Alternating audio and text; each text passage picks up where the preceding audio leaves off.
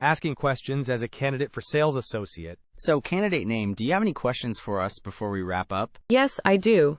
What are the biggest challenges a sales associate typically faces in this role? The biggest challenge is often dealing with demanding customers and meeting sales targets in a competitive environment. How is performance measured, and what opportunities are there for advancement within the company? Performance is measured through sales volume, customer satisfaction scores, and adherence to company policies. We offer various advancement opportunities based on performance and leadership potential. What kind of support and resources are available to help sales associates succeed? We provide ongoing training, mentorship programs, and access to a comprehensive CRM system.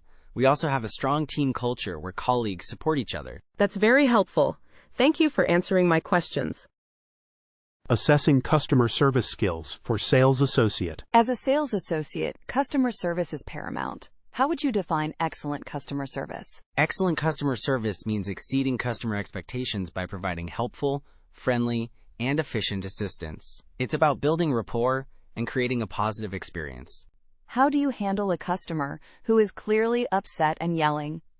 I would remain calm and empathetic, actively listening to their concerns without interruption. I would apologize for their frustration and try to find a solution to their problem. If necessary, I would involve a supervisor. What steps do you take to ensure customer satisfaction? I actively listen to their needs, provide accurate information, offer helpful recommendations, and follow up to ensure they are satisfied with their purchase. I also solicit feedback to identify areas for improvement. How do you deal with a customer who is indecisive and can't make up their mind? I would patiently ask questions to understand their needs and preferences. I would then offer a few tailored recommendations, highlighting the pros and cons of each option, and avoid overwhelming them with too many choices. Assessing product knowledge for sales associate. Product knowledge is crucial for a sales associate. How do you typically learn about new products? I thoroughly review product manuals, attend training sessions, and research online. I also try out the products myself to gain first-hand experience. Let's say a customer is looking for a coffee maker. What questions would you ask to help them find the right one? I would ask about their brewing preferences, drip, espresso, etc., the number of cups they typically brew, their budget, and any specific features they're looking for, such as a timer or a built-in grinder. How do you stay up to date on the latest trends in the relevant industry market? I read industry publications, follow relevant blogs and social media accounts, and attend trade shows or webinars when possible. If you don't know the answer to a customer's question about a product, what would you do? I would be honest and admit that I don't know the answer. I would then offer to find the information for them by consulting with a colleague, checking the product manual, or searching online. I would prioritize getting them the correct information as quickly as possible. Behavioral questions for sales associate. Tell me about a time you failed at something. What did you learn from it? Early in my career, I missed a significant sales target. I realized I hadn't properly analyzed market trends. I learned the importance of thorough research and data analysis to inform my sales strategies. Describe a situation where you had to work as part of a team to achieve a goal. In my previous role, we had to launch a new product line. I collaborated with marketing and product development to create effective sales presentations and training materials. Our teamwork resulted in a successful launch. How do you handle pressure in a fast-paced sales environment? I thrive under pressure. I prioritize tasks, stay organized, and focus on delivering results. I also communicate effectively with my team to ensure we're all on the same page. Give an example of a time you went above and beyond for a customer. A customer needed a specific item that was out of stock. I called other stores in the area, located the item, and arranged for it to be delivered to their home. They were extremely grateful, and it led to a long-term customer relationship. Closing the interview for sales associate. Thank you for your time today. Candidate name. We've enjoyed learning more about you. Thank you for the opportunity. I enjoyed speaking with you as well. What are your next steps in your job search? I have a couple of other interviews scheduled, but this position at company name is definitely my top choice. That's good to know. We'll be making a decision within the next week. We'll be in touch. Great. Is there anything else I can provide you with at this time? No, I think we have everything we need. Thank you again for your interest. Thank you again for your time. I look forward to hearing from you soon. First interview for a sales associate. Good morning. Thank you for coming in today. Please have a seat. Good morning. Thank you for having me. So, Tell me a little about yourself and why you're interested in this sales associate position. Certainly. I'm a highly motivated individual with 3 years of experience in customer service and sales. I'm drawn to this role because I'm passionate about helping customers find the right products and achieving sales targets. That's great to hear. What do you know about our company? I've been following your company for a while now. I'm impressed by your commitment to sustainability and your excellent customer reviews. I also understand you're expanding your product line, which is exciting. Excellent. Do you have any questions for me at this stage? Yes, I do. Could you tell me more about the day-to-day responsibilities of a sales associate here? Negotiating salary for sales associate. We're very impressed with your qualifications. Candidate name. We'd like to offer you the sales associate position with a starting salary of $38,000 annually. Thank you. I'm excited about the opportunity. While I appreciate the offer, based on my research and experience, I was hoping for something closer to $42,000. I understand. We have a structured compensation plan for new hires. Is there anything else we can offer, such as additional vacation time or professional development opportunities? I'm very interested in professional development. Would there be opportunities for sales training or certifications? Yes, we provide comprehensive sales training and reimburse for relevant certifications. We can also offer a performance-based bonus structure after your first 3 months. That's great to hear. Considering the training and bonus potential, I'm willing to accept the $38,000 starting salary. Excellent. We're thrilled to have you on board. We'll send you the offer letter with all the details. Phone screening for sales associate. Hello. This is interviewer name calling from company name. Am I speaking with candidate name? Yes, this is she. Great. I'm calling to conduct a brief phone screening for the sales associate position. Do you have a few minutes to talk? Yes, I do. Okay, first, can you briefly describe your relevant experience? Certainly. I have 2 years of experience in retail sales, consistently exceeding sales goals and providing excellent customer service. I'm proficient in POS systems and inventory management. That sounds promising. What are your salary expectations for this role? Based on my research and experience, I'm looking for a salary in the range of $40,000 to $45,000 annually. Role-playing a sales scenario for sales associate. Okay, candidate name. Let's do a role-playing exercise.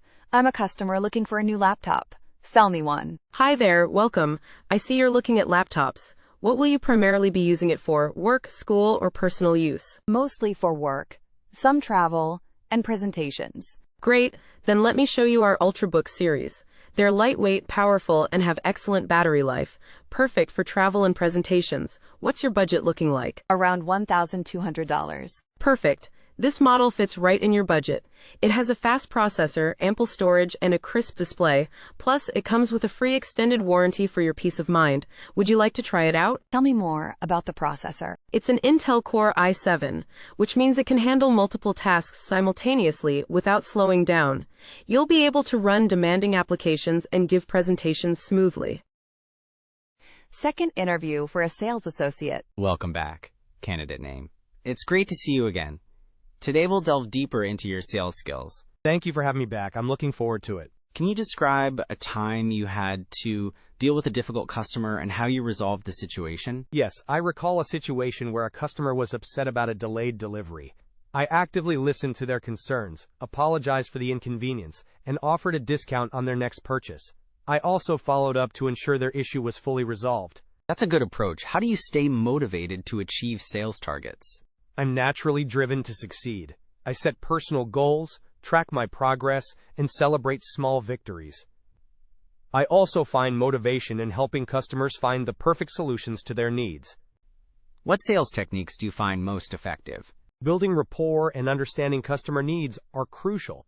I use active listening and ask open-ended questions to identify their pain points and then tailor my recommendations accordingly, addressing availability and scheduling preferences. This position requires weekend and holiday availability. Are you able to work those shifts? Yes, I am. I understand that retail often requires flexible scheduling. Do you have any scheduling restrictions we should be aware of? No, I don't have any restrictions at this time. I'm available to work any shifts needed. Are you looking for full-time or part-time employment? I am looking for full-time employment. We sometimes have overtime opportunities during peak seasons. Are you open to working overtime? Yes, I am open to working overtime when necessary. Assessing your ability to learn quickly. Our product line is constantly evolving. How quickly do you typically learn new information and procedures? I'm a fast learner. I enjoy learning new things, and I'm comfortable asking questions to ensure I fully understand. I also take notes and review them regularly. Can you give me an example of a time you had to quickly learn something new for a job? At my last retail position, we implemented a new point-of-sale system. I volunteered to be one of the first to train on it, and I was able to master it within a few days. What resources did you use to learn the new system? I used the training manuals, online tutorials, and I also asked my colleagues for help when needed. And how did you then help others learn the system? Once I was comfortable, I helped my colleagues by answering their questions and walking them through the process step by step. Assessing your sales motivation. What motivates you in a sales environment? I'm motivated by achieving sales targets and exceeding expectations. I also enjoy the challenge of finding the right solution for each customer. How do you stay motivated when you're having a slow sales day? I focus on the things I can control, like providing excellent customer service and proactively engaging with customers. I also remind myself of past successes and set small, achievable goals for the day. Are you comfortable with a commission-based pay structure? Yes, I am. I see it as an opportunity to directly impact my earnings based on my performance. What are your long-term career goals in sales? I'm interested in growing my skills and knowledge in sales, potentially moving into a leadership role or specializing in a particular product area. Discussing previous customer interactions. Tell me about a time you went above and beyond for a customer. Certainly. At my previous job, a customer was looking for a specific item we were out of stock on. I called other stores in the area, found one that had it, and arranged for it to be held for them. That's excellent initiative. What was the customer's reaction? They were extremely grateful and relieved. They mentioned they had been searching everywhere for it. How did that make you feel? It felt great knowing I could make their day a little easier and provide excellent service. Have you ever had to deal with a very upset customer? Yes, I have. My approach is always to listen attentively, acknowledge their frustration, and try to find a solution that satisfies them. Discussing teamwork and collaboration skills. Sales associates often work as part of a team.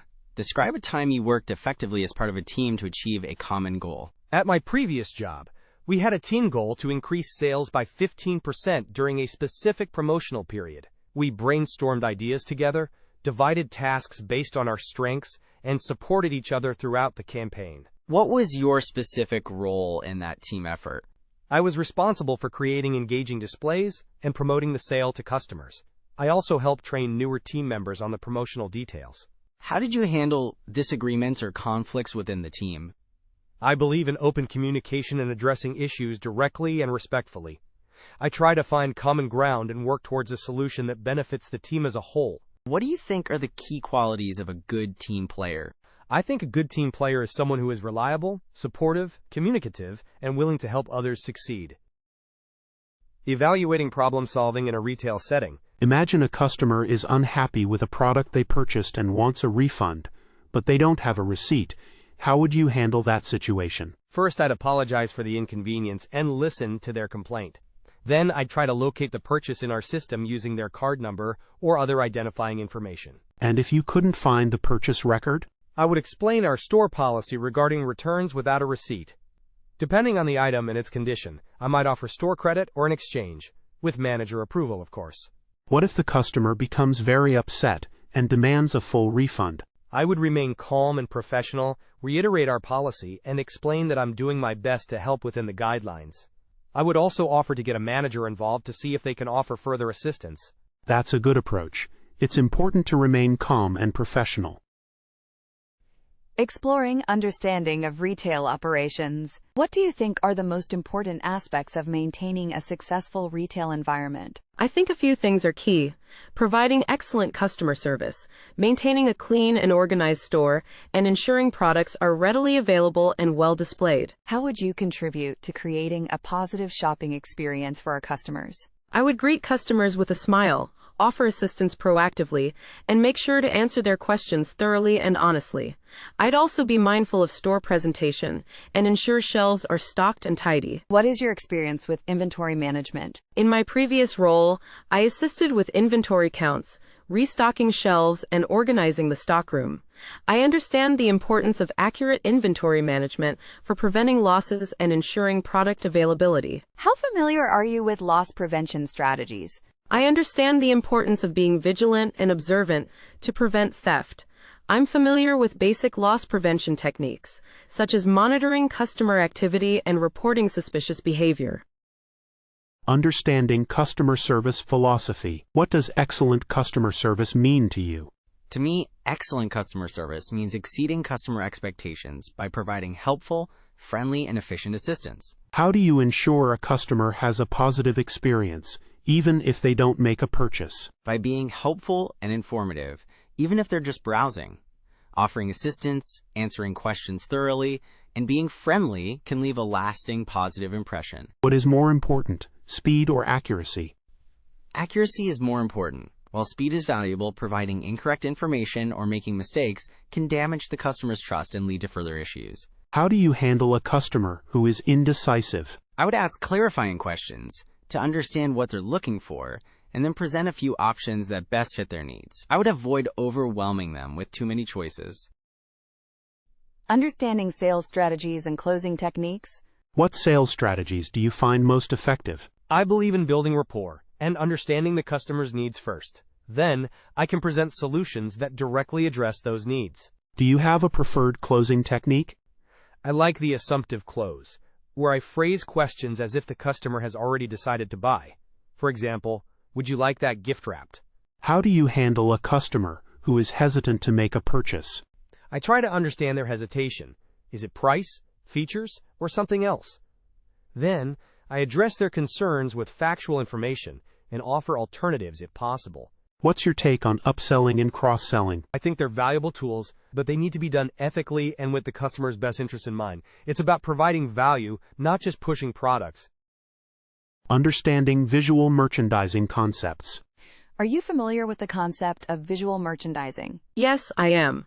I understand that visual merchandising is about creating appealing product displays to attract customers and increase sales. What elements do you think make a good visual display? I think a good display should be eye-catching, well-organized, and tell a story. It should highlight key features of the products and create a sense of desire. Have you ever created a visual display yourself? In my previous role, I assisted with creating promotional displays for seasonal items.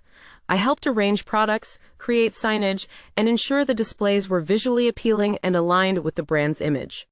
How important do you think visual merchandising is to the overall success of a retail store? I think it's very important.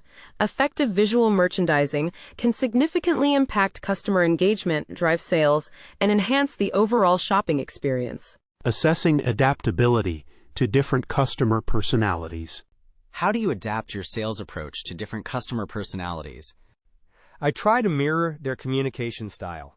With talkative customers, I engage in conversation, while with more reserved customers, I provide information concisely and respectfully. How would you handle a customer who is very demanding?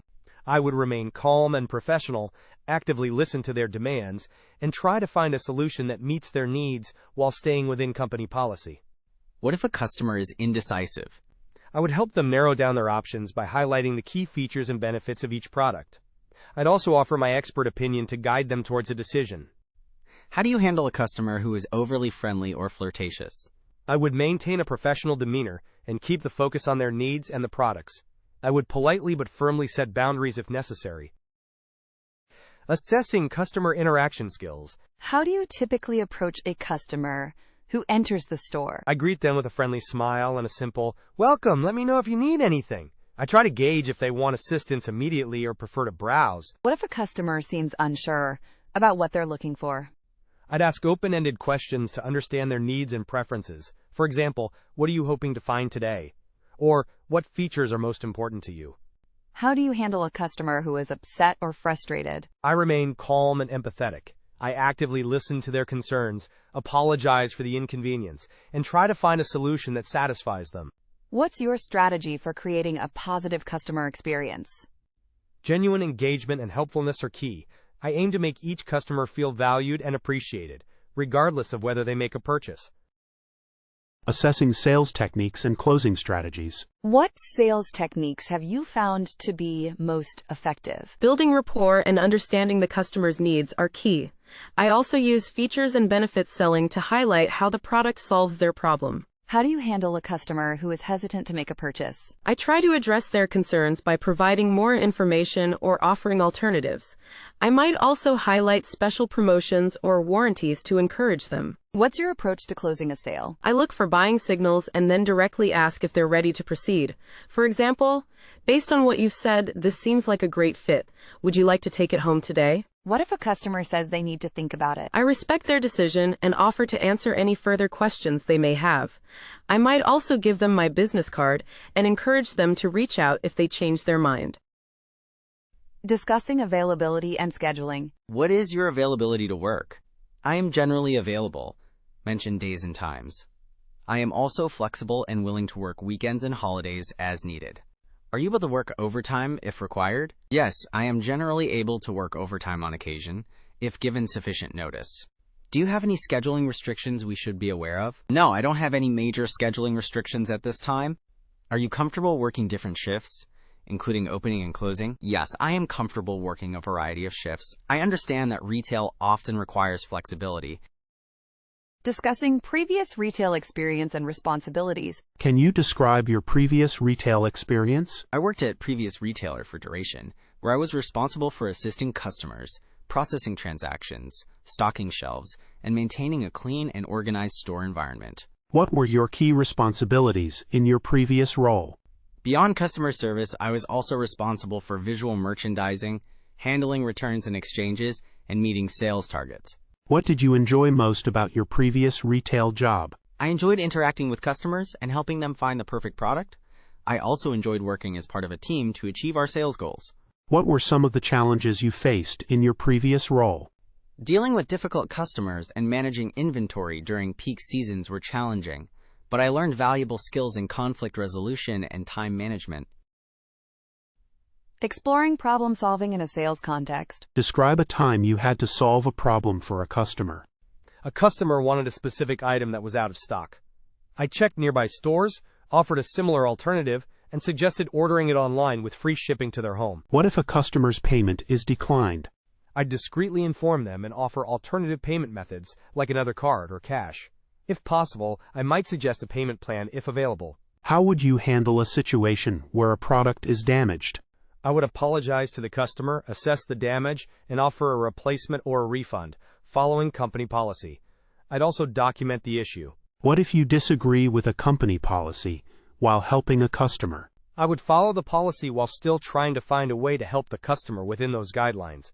If I felt the policy was truly hindering customer service, I'd discuss it with my manager later. Exploring understanding of customer needs. How do you determine what a customer is looking for? By asking open-ended questions and actively listening to their responses. I pay attention to their body language and try to understand their motivations.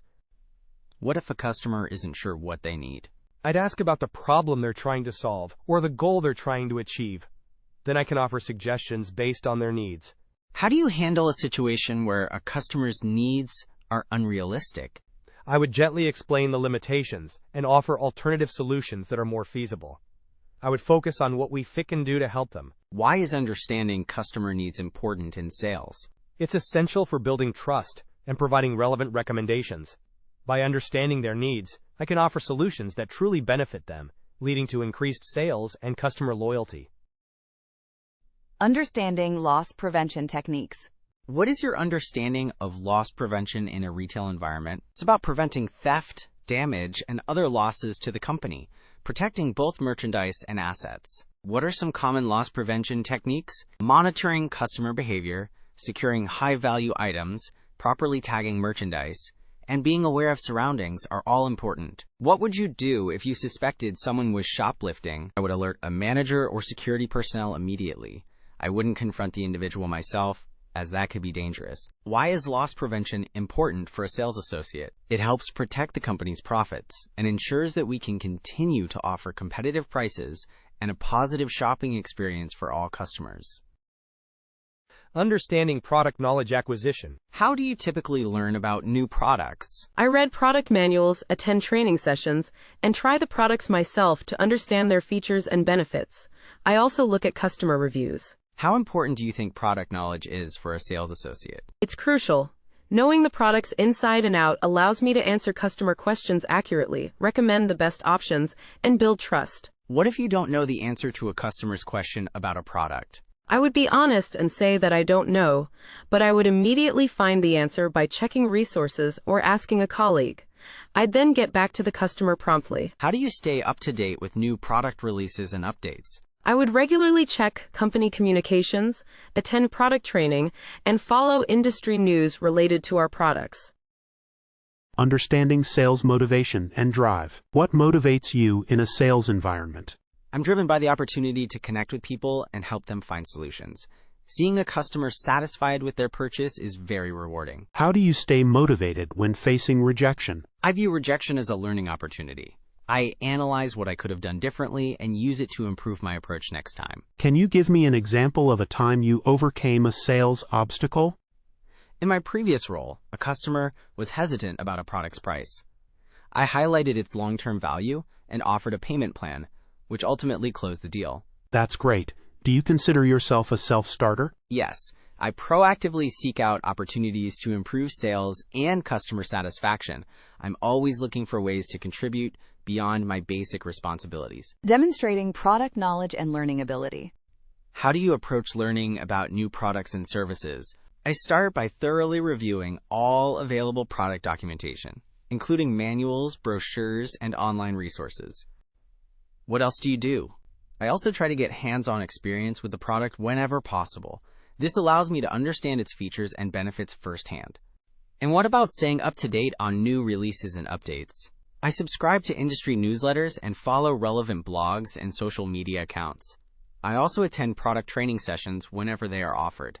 If we launched a completely new line of products next week, how would you prepare yourself to sell them effectively? I would dedicate time to intense study of the product manuals, watch any training videos, and quiz my colleagues who may have prior knowledge. I would also try to use the product myself to understand its features. Describing a time you went above and beyond. Tell me about a time you went above and beyond for a customer. Once, a customer was looking for a specific model of a camera that was out of stock. I checked our inventory system and discovered that another store location had one in stock. And what did you do next? I called the other store, confirmed the camera was available, and arranged for them to hold it for the customer. I then provided the customer with the store's address and directions. Did the customer get the camera? Yes, they were extremely grateful that I had gone the extra mile to help them find the product they wanted. They even wrote a positive review about my service. I believe that providing exceptional customer service is crucial for building customer loyalty and creating a positive shopping experience. I wanted to ensure that the customer left satisfied and would return to our store in the future. Discussing availability and flexibility. What is your availability to work? Are there any days or times you are unavailable? I am generally available to work any day of the week, including weekends and holidays. I have no significant restrictions at this time. Are you comfortable working evenings and weekends? Yes, absolutely. I understand that retail often requires working evenings and weekends, and I am prepared to do so. How flexible are you with your schedule if we need you to cover a shift at short notice? I am generally quite flexible. While I appreciate advance notice, I am willing to adjust my schedule if needed to cover a shift, provided I have sufficient time to make arrangements. Yes, I'm able to work overtime on occasion if needed. Explaining sales strategies and techniques. Describe a sales technique you've used successfully in the past. I've found the needs-based selling approach to be very effective. It involves asking open-ended questions to understand the customer's needs and then tailoring my recommendations accordingly. Can you give me an example? Sure. When selling smartphones, instead of immediately focusing on the latest model, I would ask the customer about their current phone usage, what features are most important to them, and their budget. Based on their answers, I can recommend the phone that best suits their needs. How do you handle objections during the sales process? I see objections as opportunities to further understand the customer's concerns. I address them by providing additional information, clarifying any misunderstandings, and offering alternative solutions. What is your approach to closing a sale? I try to create a sense of urgency and offer a compelling reason to buy now. This could involve highlighting a limited time offer, emphasizing the product's value, or addressing any remaining concerns. Handling difficult customer interactions. Describe a time you had to deal with a particularly difficult or irate customer. I once had a customer who was extremely upset because a product he purchased online arrived damaged. He was very vocal and demanded an immediate refund. What did you do? First, I actively listened to his concerns and empathized with his frustration. I apologized for the inconvenience and assured him I would do everything I could to resolve the issue. And how did you resolve it? I offered him a full refund and a discount on his next purchase as a gesture of goodwill. I also offered to help him find a replacement product in store if he preferred. What was the customer's reaction? He calmed down considerably and thanked me for understanding his situation and offering a fair solution. He eventually chose a replacement product and left satisfied. Handling inventory and restocking. Do you have any experience with inventory management and restocking? Yes, in my previous role at Fashion Forward, I was responsible for regularly checking inventory levels and restocking shelves to ensure products were readily available for customers. What steps did you take to ensure accuracy when restocking? I always double-checked product codes and quantities against the inventory list to minimize errors. I also paid attention to expiration dates and rotated stock to ensure freshness. How did you handle situations where there was a discrepancy between the inventory list and the actual stock on hand? I would immediately report the discrepancy to my supervisor and assist in conducting a thorough investigation to identify the cause of the error. It's extremely important. Accurate inventory management minimizes losses due to theft or spoilage, ensures that products are available when customers want them, and helps the store make informed decisions about ordering and stocking. Understanding customer service principles. In your opinion, what are the most important aspects of providing excellent customer service? I believe the key aspects are active listening, empathy, product knowledge, and problem-solving skills. Can you elaborate on that? Active listening allows me to understand the customer's needs and concerns. Empathy helps me connect with them on a personal level. Product knowledge ensures I can provide accurate information and guidance. And problem-solving skills enable me to find effective solutions to their issues. How do you ensure you're providing the best possible service to each customer? I try to personalize each interaction by asking open-ended questions and tailoring my recommendations to their specific needs. I also follow up with customers to ensure they are satisfied with their purchase. How do you handle a situation where you don't know the answer to a customer's question? I would never guess or provide incorrect information. I would politely explain that I don't know the answer but will find someone who does, or research the answer and get back to them promptly. Understanding loss prevention procedures. What is your understanding of loss prevention in a retail environment? Loss prevention encompasses measures taken to prevent theft, damage, and other forms of loss within a retail store. What are some examples of loss prevention strategies? Examples include monitoring security cameras, conducting regular inventory checks, training employees on theft prevention techniques, and providing excellent customer service to deter potential shoplifters.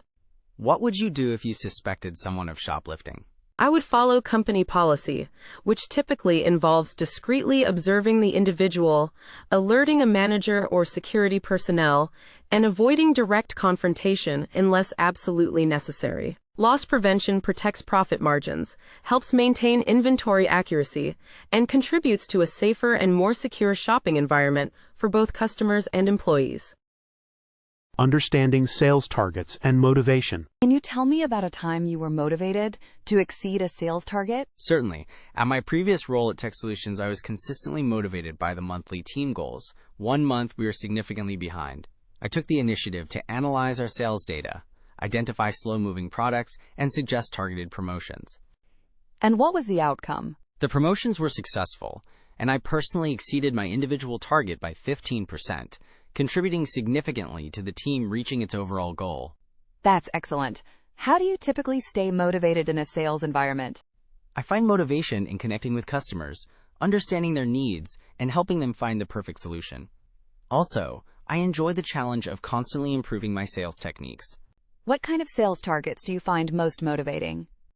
I prefer targets that are challenging but achievable. Also, I am motivated when targets are clearly linked to company goals and individual performance is recognized and rewarded.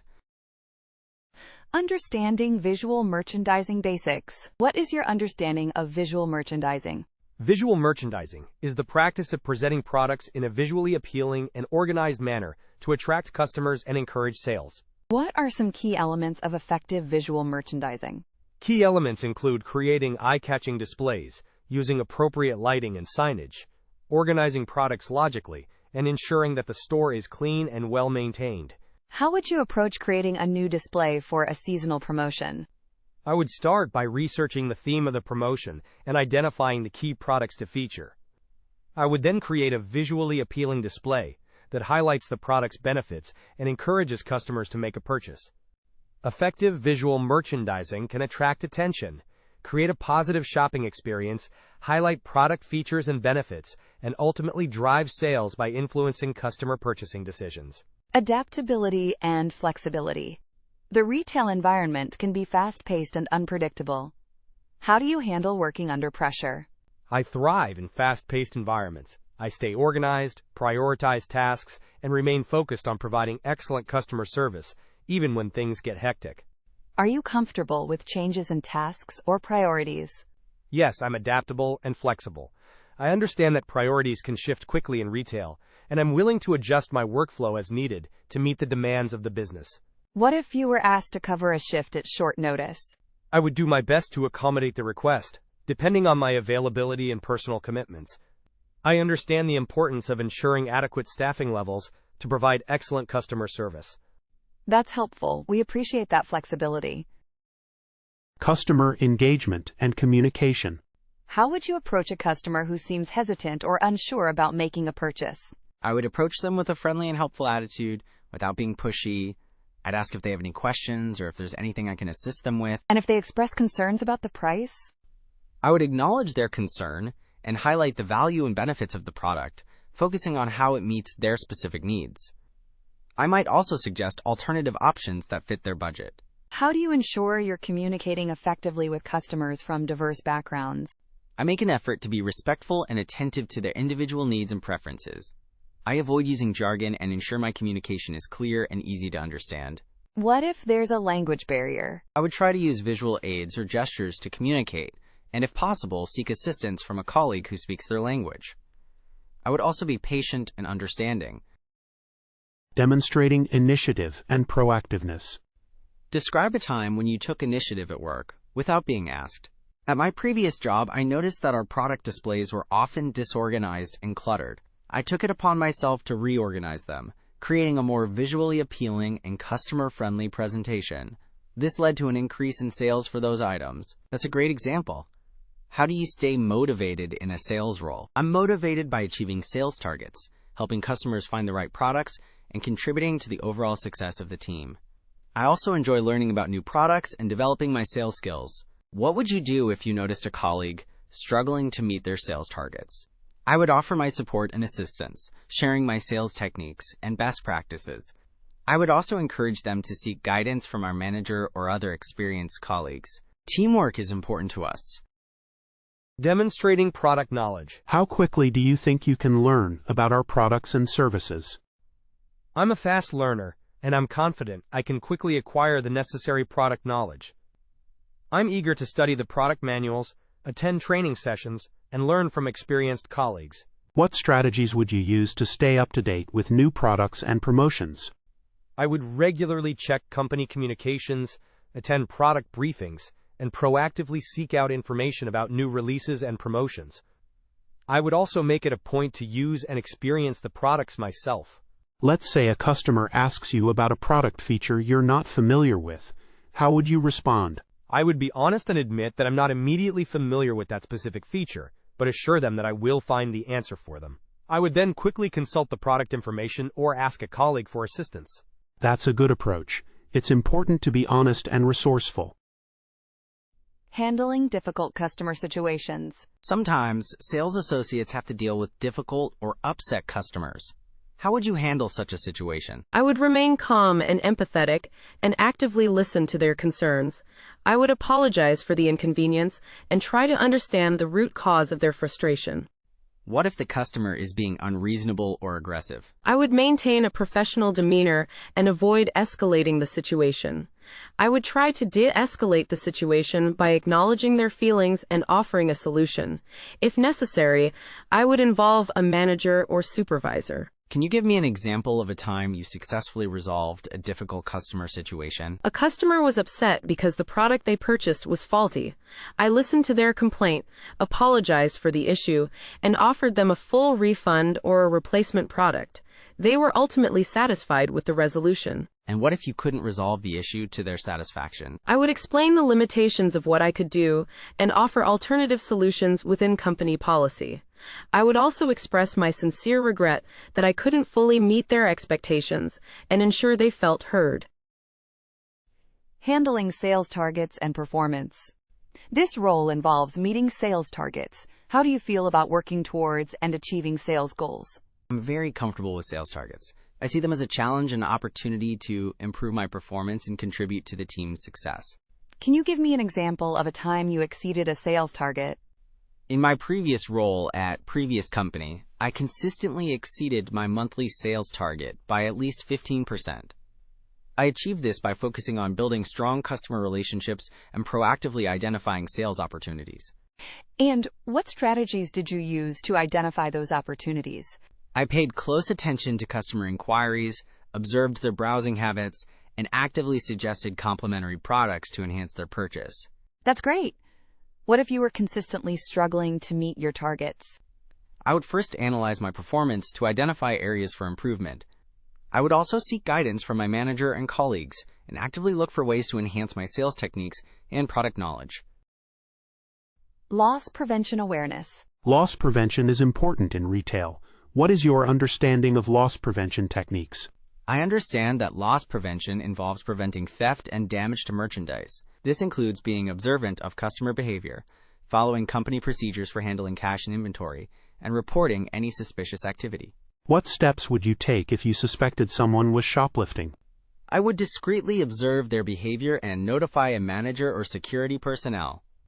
I would avoid directly confronting the individual, as that could potentially escalate the situation and put myself or others at risk. How would you handle a situation where you accidentally damaged merchandise? I would immediately report the damage to my manager and follow company procedures for documenting the incident. I would also take steps to prevent similar incidents from occurring in the future. That's a responsible approach. Awareness is key. Understanding the role of a sales associate. So to start, can you describe in your own words what you think the role of a sales associate entails? Certainly. I believe a sales associate is responsible for providing excellent customer service, assisting customers in finding the right products, and driving sales for the company. That's a good overview. What do you think is the most important aspect of that role? I think building rapport with customers and understanding their needs is crucial. It's about creating a positive experience that leads to a sale and encourages repeat business. Excellent. And how would you handle a situation where a customer is unsure of what they need? I would start by asking open-ended questions to understand their requirements and preferences. Then, I would offer suggestions and demonstrate how our products can meet their needs. Good approach. Let's move on to discussing your previous experience. Understanding visual merchandising principles. Are you familiar with the principles of visual merchandising? Yes, I understand that visual merchandising involves arranging products in an appealing and strategic way to attract customers and increase sales. This includes considering factors such as color coordination, product placement, and signage. Why is visual merchandising important in a retail environment? It helps to create a positive shopping experience, highlight key products, and encourage impulse purchases. Effective visual merchandising can also differentiate a store from its competitors. If you were asked to create a display for a new product, what factors would you consider? I would consider the product's target audience, its key features and benefits, and the overall brand image. I would also think about the placement of the display and how it would attract attention and encourage engagement. Good. It's about creating an inviting and informative presentation. Working in a team environment. Sales associates often work in teams. How do you feel about working collaboratively with others?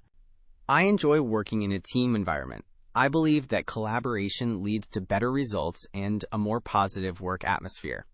Can you describe a time when you successfully worked as part of a team to achieve a common goal? In my previous role, our team was tasked with increasing sales by 20% in a quarter. We brainstormed ideas together, divided responsibilities, and supported each other throughout the process. We ultimately exceeded our goal. What was your specific contribution to that team effort? I focused on identifying and nurturing potential leads, and I also shared my sales techniques and best practices with my colleagues. How do you handle disagreements within a team? I believe in open and respectful communication. I would listen to different perspectives, try to find common ground, and work towards a solution that benefits the team as a whole. Adapting to different customer personalities. How would you adjust your sales approach when dealing with a very talkative customer versus a very quiet and reserved customer? With a talkative customer, I'd engage in conversation, but gently guide them towards their needs and the products that fit. With a quiet customer, I'd be more attentive to their nonverbal cues and ask direct, specific questions to understand their preferences. What if a customer seems impatient or in a hurry? I'd be efficient and to the point, focusing on their immediate needs and avoiding unnecessary small talk. I'd also offer quick solutions and streamline the checkout process. And if a customer is indecisive? I'd offer a limited number of well-chosen options and highlight the key benefits of each, helping them narrow down their choices. Dealing with an irate customer. Describe how you would handle a customer who is yelling and being verbally abusive towards you. First, I'd remain calm and professional. I wouldn't take their anger personally. I'd listen attentively to their complaint without interrupting. Then what? I'd acknowledge their frustration and apologize for the inconvenience they've experienced. I'd use phrases like, "I understand your frustration," or "I'm sorry you're having this problem." And how would you try to resolve the issue? I'd focus on finding a solution to their problem. I'd offer options and explain the steps I'm taking to help them. If I can't resolve it myself, I'd escalate the issue to a manager. What if the customer continues to be abusive? If their behavior becomes unacceptable, I would politely but firmly state that I can't assist them while they're being disrespectful and that I'll need to involve a manager. Demonstrating initiative and going the extra mile. Tell me about a time you went above and beyond for a customer. At my previous job, a customer was looking for a specific item that was out of stock. I checked other locations, but none had it. I offered to order it online for them and waived the shipping fee as a gesture of goodwill. And what was the result? The customer was extremely grateful. They were so happy that I went the extra mile to help them, and they ended up becoming a regular customer. That's a great example. What motivates you to go the extra mile? I believe in providing excellent customer service. I feel a sense of satisfaction when I can help someone and make their day a little better. Plus, happy customers are good for business. Demonstrating teamwork and collaboration.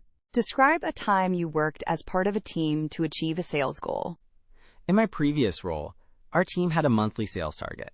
We collaborated by sharing leads, helping each other with product knowledge, and covering shifts when needed. We also celebrated each other's successes. What was your specific role in the team? I focused on building relationships with customers and providing excellent service. I also volunteered to train new team members on our sales process. How did you handle disagreements within the team? I believe in open and respectful communication. I'd listen to different perspectives and try to find common ground. If necessary, I'd involve a manager to help mediate the situation. Explaining product features and benefits. How would you explain the features and benefits of our new high-end coffee maker to a customer who seems hesitant about the price? Instead of just listing features, I'd focus on the benefits. For example, I'd say, "This coffee maker offers a barista-quality experience at home, saving you money on expensive coffee shop visits. It also has a programmable timer, so you can wake up to freshly brewed coffee every morning." What if they are concerned about the complexity of using it? I'd emphasize its user-friendly design and intuitive controls. I'd also offer to demonstrate its key features and provide a quick tutorial. And what if they already own a coffee maker? I'd highlight the unique features that differentiate it from other coffee makers, such as its superior brewing technology or its ability to make specialty coffee drinks. Handling a sales goal challenge. Let's say you're consistently falling short of your sales goals. What steps would you take to improve your performance? First, I'd analyze my sales data to identify areas where I'm struggling. Am I not closing enough sales? Am I not engaging enough customers? Okay, and then? I'd seek feedback from my manager or more experienced colleagues. I'd ask for specific tips and strategies that have worked for them. What else? I'd focus on improving my product knowledge and sales techniques. I might research successful sales strategies or practice my pitch. And finally? I would stay positive and persistent. I would view each interaction as an opportunity to learn and improve. Handling multiple tasks simultaneously. How do you prioritize tasks when you have multiple responsibilities at once, like assisting customers, restocking shelves, and answering the phone? I prioritize based on urgency and impact. Customers needing immediate assistance take precedence. Then, I'd address the phone if it's ringing. Restocking can often be done in between customer interactions or during slower periods. What if all tasks seem equally urgent? I'd quickly assess which task has the potential to impact the most people or cause the biggest problem if delayed. For example, a spill on the floor would take priority over restocking. How do you stay organized when juggling multiple tasks? I try to maintain a mental checklist and break down larger tasks into smaller, manageable steps. If necessary, I'll jot down notes to keep track of everything. Situational judgment. Handling a busy period. Imagine it's Black Friday and the store is packed. A customer needs help finding a specific item. Another is at the register with a complicated return, and the phone is ringing. How would you prioritize and handle this situation? First, I'd acknowledge the customer waiting for help. Then, I'd quickly assess the return's complexity. If it's quick, I'd handle it. Otherwise, I'd ask a colleague for assistance or politely ask the customer to wait briefly. I'd let the phone ring, as in-person customers are priority. Finally, I'd assist the customer looking for an item. That's a good approach. What if no other colleagues are available? I would still prioritize the in-person customers. I would politely explain to the customer on the phone that I am currently assisting customers in the store and will call them back as soon as possible. I would then focus on helping the customers in front of me as efficiently as possible. Okay, great. How do you ensure you remain calm and efficient under that kind of pressure? I take a deep breath and focus on one task at a time. I also remind myself that helping customers is the ultimate goal and try to maintain a positive and helpful attitude even when stressed. Excellent. That demonstrates good stress management. Understanding customer needs and preferences. How would you go about understanding a customer's needs when they enter the store looking for a gift? I'd start by greeting them warmly and asking open-ended questions. For example, what occasion is the gift for, or what are the recipient's interests? Good. What if they are unsure themselves? Then I'd ask more probing questions. What's your budget, or what kind of things do they usually like? I'd also offer suggestions based on popular items or current promotions. And how would you handle a customer who is very vague and doesn't offer much information? I try to offer a few broad suggestions based on common interests and see if anything sparks their interest. I might show them a few different options and gauge their reaction to each. That sounds like a patient and helpful approach. Understanding loss prevention. What steps would you take if you suspected someone was shoplifting? My first priority would be the safety of myself and others. I wouldn't directly confront the suspect. Okay, what would you do instead? I would discreetly alert security or a manager to the situation, providing them with a description of the person and their location in the store. And what if you saw someone tampering with security tags? Again, I'd alert security or a manager immediately. Tampering with security tags is a clear indication of potential theft. Why is loss prevention important? Loss prevention protects the company's assets and profits, which ultimately benefits everyone, including employees and customers. Demonstrating adaptability and flexibility. The retail environment can be unpredictable. How do you handle unexpected changes or challenges? I'm adaptable and flexible. I understand that things don't always go according to plan, and I'm able to adjust to changing circumstances quickly. Give me an example of a time you had to adapt to a sudden change in your work environment. Once, our point-of-sale system went down during a busy Saturday afternoon. I quickly learned the manual override process and helped keep the lines moving smoothly while the IT team worked to resolve the issue. How do you prioritize tasks when you have multiple competing demands? I assess the urgency and importance of each task and prioritize accordingly. I also communicate with my manager and colleagues to ensure that everyone is on the same page. Are you comfortable working different shifts and weekends? Yes, I'm available to work various shifts, including evenings, weekends, and holidays. I understand that flexibility is important in retail. Demonstrating problem-solving skills. Tell me about a time you had to solve a problem for a customer that wasn't immediately obvious. What was your approach? A customer came in looking for a specific type of camera, but we were out of stock. Instead of just saying we didn't have it, I asked about their intended use and budget. And what did you discover? Based on their needs, I was able to recommend a different model that was in stock and even better suited for their purpose. I explained the features and benefits, and they were very happy with the alternative. So you found a solution even when the initial request couldn't be met. What's your general approach to problem solving? I try to understand the root cause of the problem, gather all the necessary information, and then brainstorm potential solutions. I also consider the customer's perspective and try to find a solution that meets their needs while also being practical for the business. That's a thorough approach. How do you handle situations where you don't know the answer? I'm not afraid to ask for help from colleagues or consult resources like product manuals or online databases.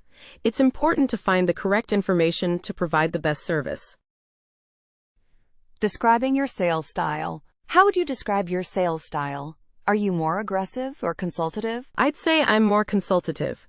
I believe in building rapport and understanding the customer's needs before presenting solutions. Can you give me an example of how you've used a consultative approach? In my previous role, a customer came in looking for a gift.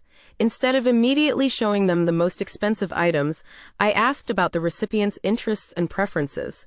I then guided them to a product that was both suitable and within their budget. That's a good example. What if a customer is clearly just browsing and doesn't want assistance? I would still acknowledge their presence with a friendly greeting and let them know I'm available if they need anything. I wouldn't pressure them. And if they do ask for help, how do you ensure you understand their needs? I ask open-ended questions to gather information and actively listen to their responses. I also pay attention to their body language and any clues they might be giving.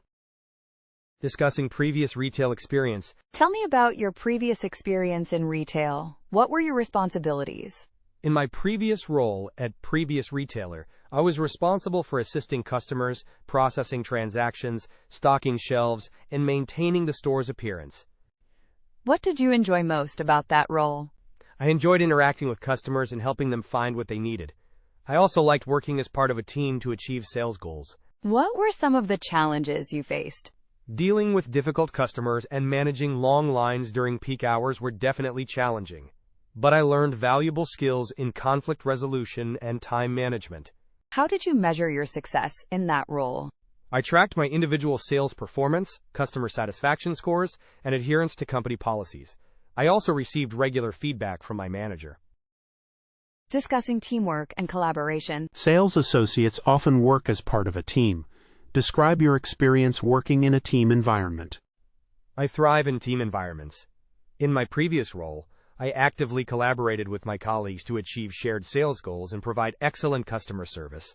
Can you give me an example of a time you had to collaborate with a team member to solve a problem? We had a customer who needed a specific product that we didn't have in stock.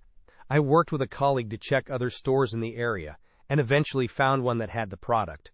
We then arranged for the customer to pick it up at that location. What role do you typically play in a team? I'm a supportive and collaborative team member. I'm always willing to help others, share my knowledge, and contribute to a positive team atmosphere. How do you handle disagreements within a team? I try to listen to all perspectives and find common ground. I believe in respectful communication and working towards a solution that benefits the entire team. Handling difficult customers. Describe a time you had to deal with a difficult customer. What was the situation, and how did you handle it? I once had a customer who was very upset because the item they purchased was faulty. They were raising their voice and demanding a refund. And what did you do? I remained calm and listened attentively to their concerns, acknowledging their frustration. I apologized for the inconvenience and assured them I would help resolve the issue. Then what? I offered them a full refund or in exchange for a similar product. They chose the exchange, and I made sure the new item was working properly before they left. I also offered a small discount on their next purchase as a gesture of goodwill. That sounds like a good resolution. What's the most important thing to remember when dealing with difficult customers? To remain calm, empathetic, and focused on finding a solution that satisfies the customer while also adhering to company policy. Highlighting communication skills. Communication is key in sales. How would you describe your communication skills? I believe I have strong communication skills, both verbal and written. I'm able to clearly and concisely explain information, actively listen to others, and adapt my communication style to different audiences. Give me an example of a time you had to communicate a complex idea to someone who wasn't familiar with the topic. I once had to explain the features of a new software program to a customer who wasn't very tech-savvy. I avoided using jargon and focused on the benefits of the program in simple, easy-to-understand language. How do you handle situations where there's a language barrier? I try to use visual aids, gestures, and simple language. I also have some basic knowledge of mention a relevant language if applicable, and would be willing to use translation apps if necessary. What about communicating with colleagues? I believe in open and honest communication with my colleagues. I'm always willing to share information, offer assistance, and actively participate in team discussions. Motivating yourself in sales. Sales can be challenging. What motivates you to succeed in sales? I'm motivated by the opportunity to help people find the right products for their needs. I also enjoy the challenge of exceeding sales targets and improving my skills. How do you stay positive and motivated during a slow sales day? I focus on the things I can control, like providing excellent customer service and actively seeking out opportunities. I also remind myself of past successes and set small, achievable goals for the day. Do you have any specific techniques you use to stay focused? I like to create a to-do list at the beginning of each day and prioritize tasks. I also take short breaks to recharge and avoid burnout. That's a good strategy. What about long-term motivation? I set career goals for myself and regularly assess my progress. I also seek out opportunities for professional development and learning to keep my skills sharp. Understanding customer needs. How do you determine what a customer is looking for when they're not entirely sure themselves? I start by asking open-ended questions to understand their needs, preferences, and intended use for the product. I pay close attention to their verbal and nonverbal cues. Can you give me an example of an open-ended question you might ask? Instead of asking, "Are you looking for a specific brand?" I might ask, "What are you hoping to achieve with this purchase?" or "What features are most important to you?" That makes sense. What if a customer is hesitant to share information? I try to build rapport by being friendly and approachable. I also explain how asking these questions will help me find the best solution for them. And how do you handle conflicting needs or preferences? I prioritize the most important needs and try to find a compromise that satisfies as many of their requirements as possible. I also present different options and explain the pros and cons of each. Understanding sales goals and targets. Can you tell me about a time you had to meet a sales target and how you approached it? Certainly. In my previous role, we had a monthly quota. I broke it down into weekly and daily goals, focusing on consistent effort. And what strategies did you use to ensure you met those smaller goals? I prioritized high-potential customers, actively sought out upselling opportunities, and tracked my progress daily to identify areas for improvement. That's a good approach. What happens if you fall behind? I would analyze why I wasn't meeting the target, perhaps adjust my approach, and definitely communicate with my manager for guidance. Communication is key. How do you stay motivated when targets are challenging? I focus on the satisfaction of helping customers find what they need and celebrate small wins along the way. I also see it as a personal challenge to improve. Adapting to different customer personalities as a sales associate. How would you approach selling to a customer who is very knowledgeable about the products we sell? I would acknowledge their expertise and focus on providing them with additional information or insights they might not already have. I'd also be prepared to answer their in-depth questions and offer personalized recommendations based on their specific needs. And what if a customer seems unsure or overwhelmed by the choices available? I would patiently guide them through the options, asking clarifying questions to understand their preferences and requirements.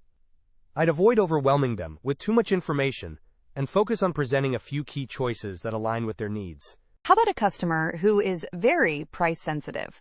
I would highlight the value and benefits of the product, emphasizing its quality, durability, and features. I might also offer alternative products that are within their budget, or suggest financing options if available. Good. What if a customer is quiet and reserved? I would approach them gently and avoid being overly pushy. I'd offer assistance and let them know I'm available if they have any questions, allowing them to browse at their own pace. I would make sure to smile and be approachable. Demonstrating initiative as a sales associate. Tell me about a time you took initiative at work without being asked to do so. At my previous retail job, I noticed the shoe display was consistently disorganized. Customers had trouble finding their sizes, and it looked messy. And what did you do? During my downtime, I reorganized the display by size and style, creating clear signage to make it easier for customers to find what they needed. What was the result of your initiative? The shoe sales increased noticeably, and customers complimented the improved organization. My manager also praised my initiative and asked me to maintain the display going forward. That's a great example. How do you identify opportunities to take initiative in a new role? I pay close attention to the store environment, customer needs, and team dynamics. I look for areas where I can contribute to improving efficiency, enhancing the customer experience, or supporting my colleagues. Describing your approach to building customer relationships as sales associate. Describe your approach to building relationships with customers.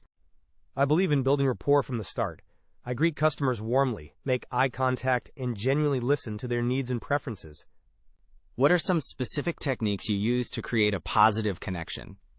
I ask open-ended questions to understand their requirements, offer personalized recommendations, and provide helpful information without being pushy.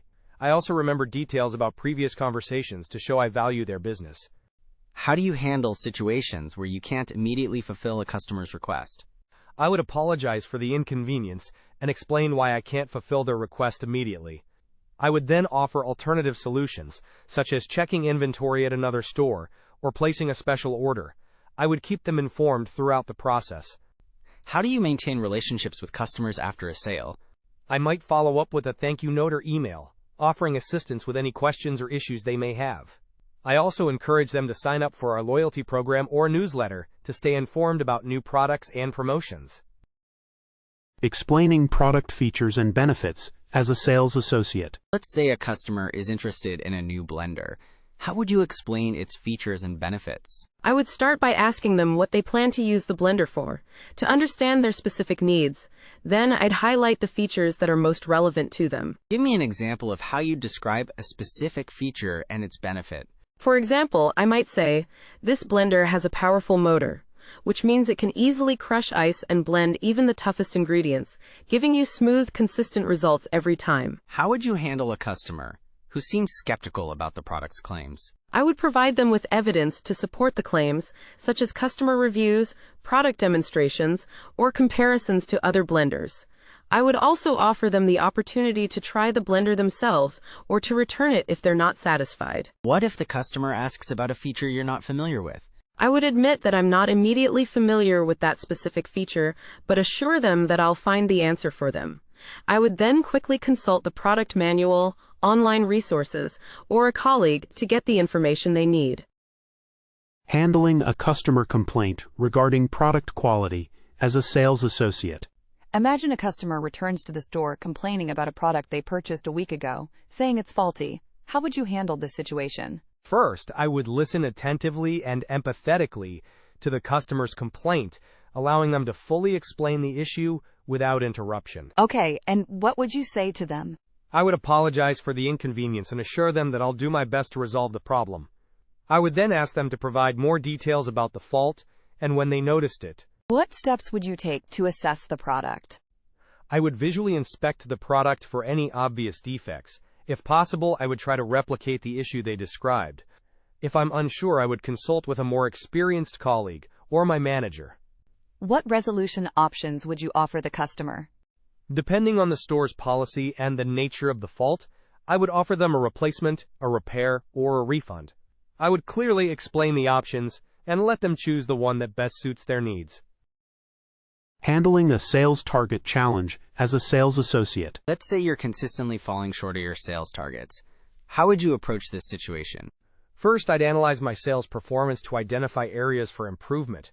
This could involve tracking my sales numbers, customer interactions, and closing rates. Okay, and what would you do with that information?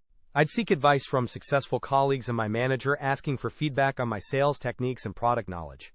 I'd also proactively seek out additional training or resources. What specific actions might you take to improve your sales?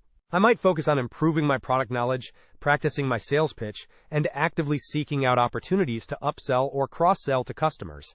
I'd also ensure I'm providing excellent customer service to build rapport and encourage repeat business. That sounds like a solid plan. What if, despite your best efforts, you're still struggling to meet targets? I would continue to communicate openly with my manager, seeking further guidance and support. I would also reevaluate my approach and be willing to adapt my strategies based on their feedback and the changing needs of the business. Understanding customer service philosophy for a sales associate. Can you describe your personal philosophy on customer service? My philosophy is that every customer interaction is an opportunity to build a relationship and create a positive experience. I aim to be helpful, attentive, and proactive in addressing their needs. How do you ensure you're providing excellent customer service, even when you're busy? I prioritize tasks, focusing on immediate customer needs first. I also communicate clearly with customers, letting them know I'm aware of their presence and will assist them as soon as possible. Give an example of a time you went above and beyond for a customer. Once, a customer was looking for a specific item we didn't have in stock. I checked our online inventory, located it at another store, and arranged for it to be shipped to her home, waiving the shipping fee as a gesture of goodwill. That's great. How would you handle a situation where a customer is clearly upset? I would remain calm and empathetic, actively listen to their concerns, and apologize for the inconvenience. Then, I would try to find a solution that satisfies them, escalating to a manager if necessary. Understanding sales goals and targets for a sales associate. What is your understanding of the role sales goals and targets play in a retail environment? Sales goals and targets are crucial for measuring performance, motivating the team, and ensuring the store achieves its financial objectives. They provide a clear benchmark for success. How do you typically approach meeting or exceeding sales targets? I break down the overall target into smaller, more manageable goals. I then focus on providing excellent customer service, building rapport, and actively seeking opportunities to upsell and cross-sell. What strategies do you use to stay motivated when facing challenging sales goals? I remind myself of the positive impact I can have on customers' lives by helping them find the right products.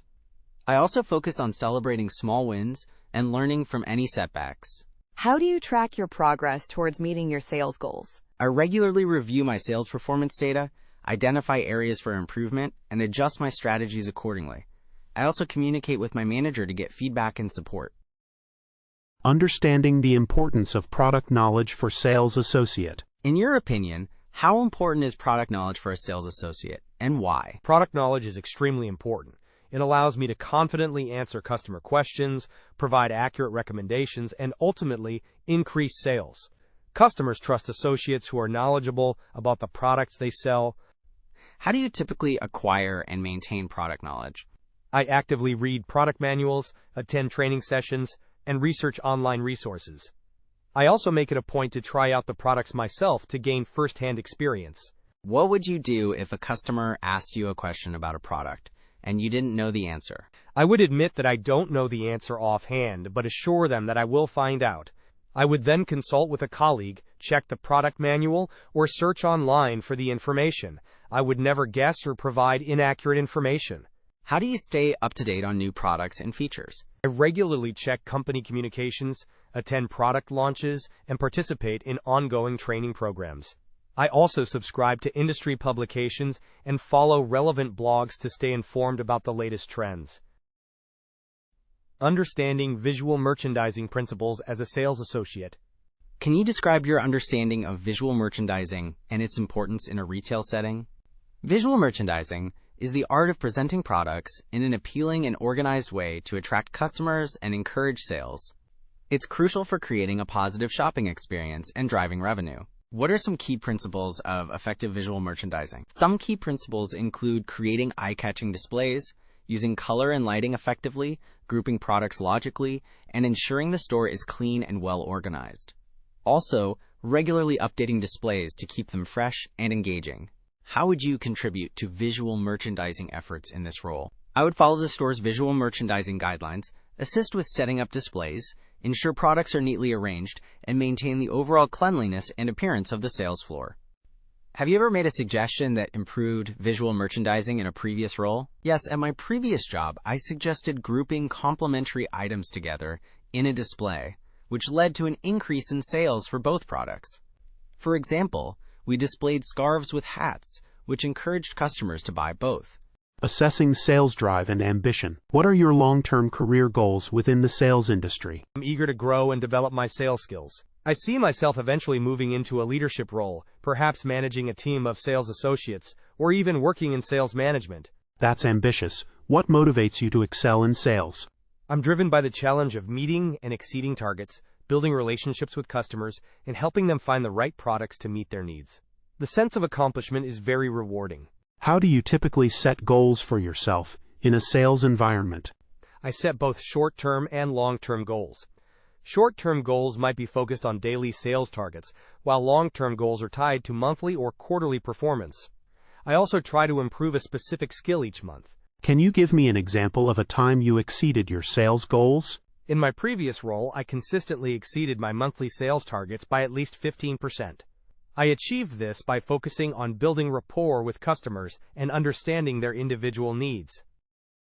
Demonstrating adaptability and flexibility. Retail environments can be unpredictable. Can you describe a time when you had to adapt to a sudden change in your work schedule or responsibilities? At my previous job, a coworker called out sick unexpectedly during a busy holiday weekend. I volunteered to stay late and cover their shift, even though it meant rearranging my personal plans. How did you manage the increased workload and stress of working a double shift? I stayed organized, prioritized tasks, and focused on providing excellent customer service despite the pressure. I also communicated effectively with my colleagues to ensure smooth operations. What if you were asked to learn a new product or system on short notice? I would approach it with a positive attitude and a willingness to learn. I'd ask questions, take notes, and practice using the new product or system until I felt comfortable and confident. How do you handle situations where you have conflicting priorities or deadlines? I would assess the urgency and importance of each task, prioritize accordingly, and communicate with my supervisor if I needed assistance or clarification. I believe in being proactive and transparent. Demonstrating initiative and proactiveness. Describe a time when you took initiative in a previous role without being asked. In my previous retail job, I noticed that the fitting rooms were consistently messy and disorganized. Without being asked, I started regularly tidying them up throughout the day to improve the customer experience. What was the result of your actions? Customers commented on how clean and organized the fitting rooms were, and my manager praised my initiative and attention to detail. It also helped to prevent lost or damaged merchandise. How do you identify opportunities to be proactive in a sales environment? I pay attention to the overall store environment, customer behavior, and inventory levels. I look for areas where I can contribute to improving efficiency, customer satisfaction, or sales performance. Give me an example of something you might do if you noticed a display was looking sparse. I would immediately restock the display with merchandise from the back room, ensuring that it was visually appealing and well organized. I would also check for any damaged or missing signage. Describing your approach to customer interaction. How would you describe your approach to interacting with customers? I aim to be friendly, approachable, and helpful. I believe in actively listening to customers to understand their needs and providing them with the best possible service. What are some specific techniques you use to build rapport with customers? I start by making eye contact and offering a genuine greeting.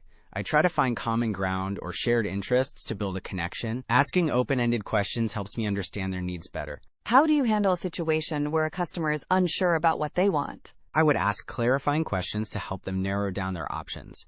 I might ask about their budget, their intended use for the product, or their personal preferences. Then I'd offer tailored recommendations. And what if a customer is simply browsing and doesn't seem to need any assistance? I would acknowledge their presence with a friendly greeting, but avoid being overly pushy.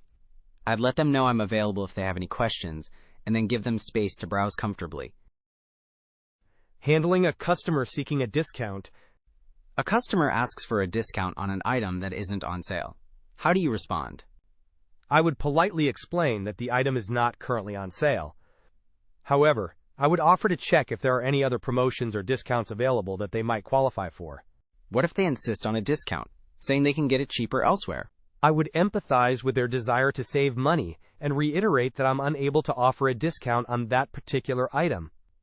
However, I would highlight the unique benefits or features of our product that justify its price. And if they're still not satisfied? I would offer to speak with a manager to see if there's any flexibility, while emphasizing that I can't guarantee anything. I would also try to find alternative solutions, such as offering a similar item at a lower price point.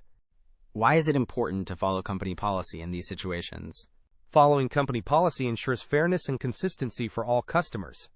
It also protects the company's profit margins and prevents potential losses. Handling objections and closing sales. What's your approach to handling customer objections during a sale? I believe in actively listening to the customer's concerns and acknowledging their objections. Then I try to address their concerns by providing relevant information and highlighting the benefits of the product. What are some common objections you've encountered, and how did you address them? One common objection is price. I might address this by emphasizing the product's value, highlighting its long-term benefits, or offering financing options. Another is uncertainty about the product's suitability. I address this by asking clarifying questions and offering a trial period or return policy. What closing techniques do you find most effective? I prefer a soft closing approach, such as the assumptive close, where I assume the customer is ready to buy and ask about their preferred payment method, or the alternative close, where I offer them a choice between two options. How do you handle it if a customer ultimately decides not to make a purchase? I would thank them for their time and express my appreciation for their interest. I would also offer to answer any further questions they might have in the future and invite them to visit again. Understanding customer service philosophy. Can you describe your personal philosophy on customer service? I believe in putting the customer first and creating a positive experience for them.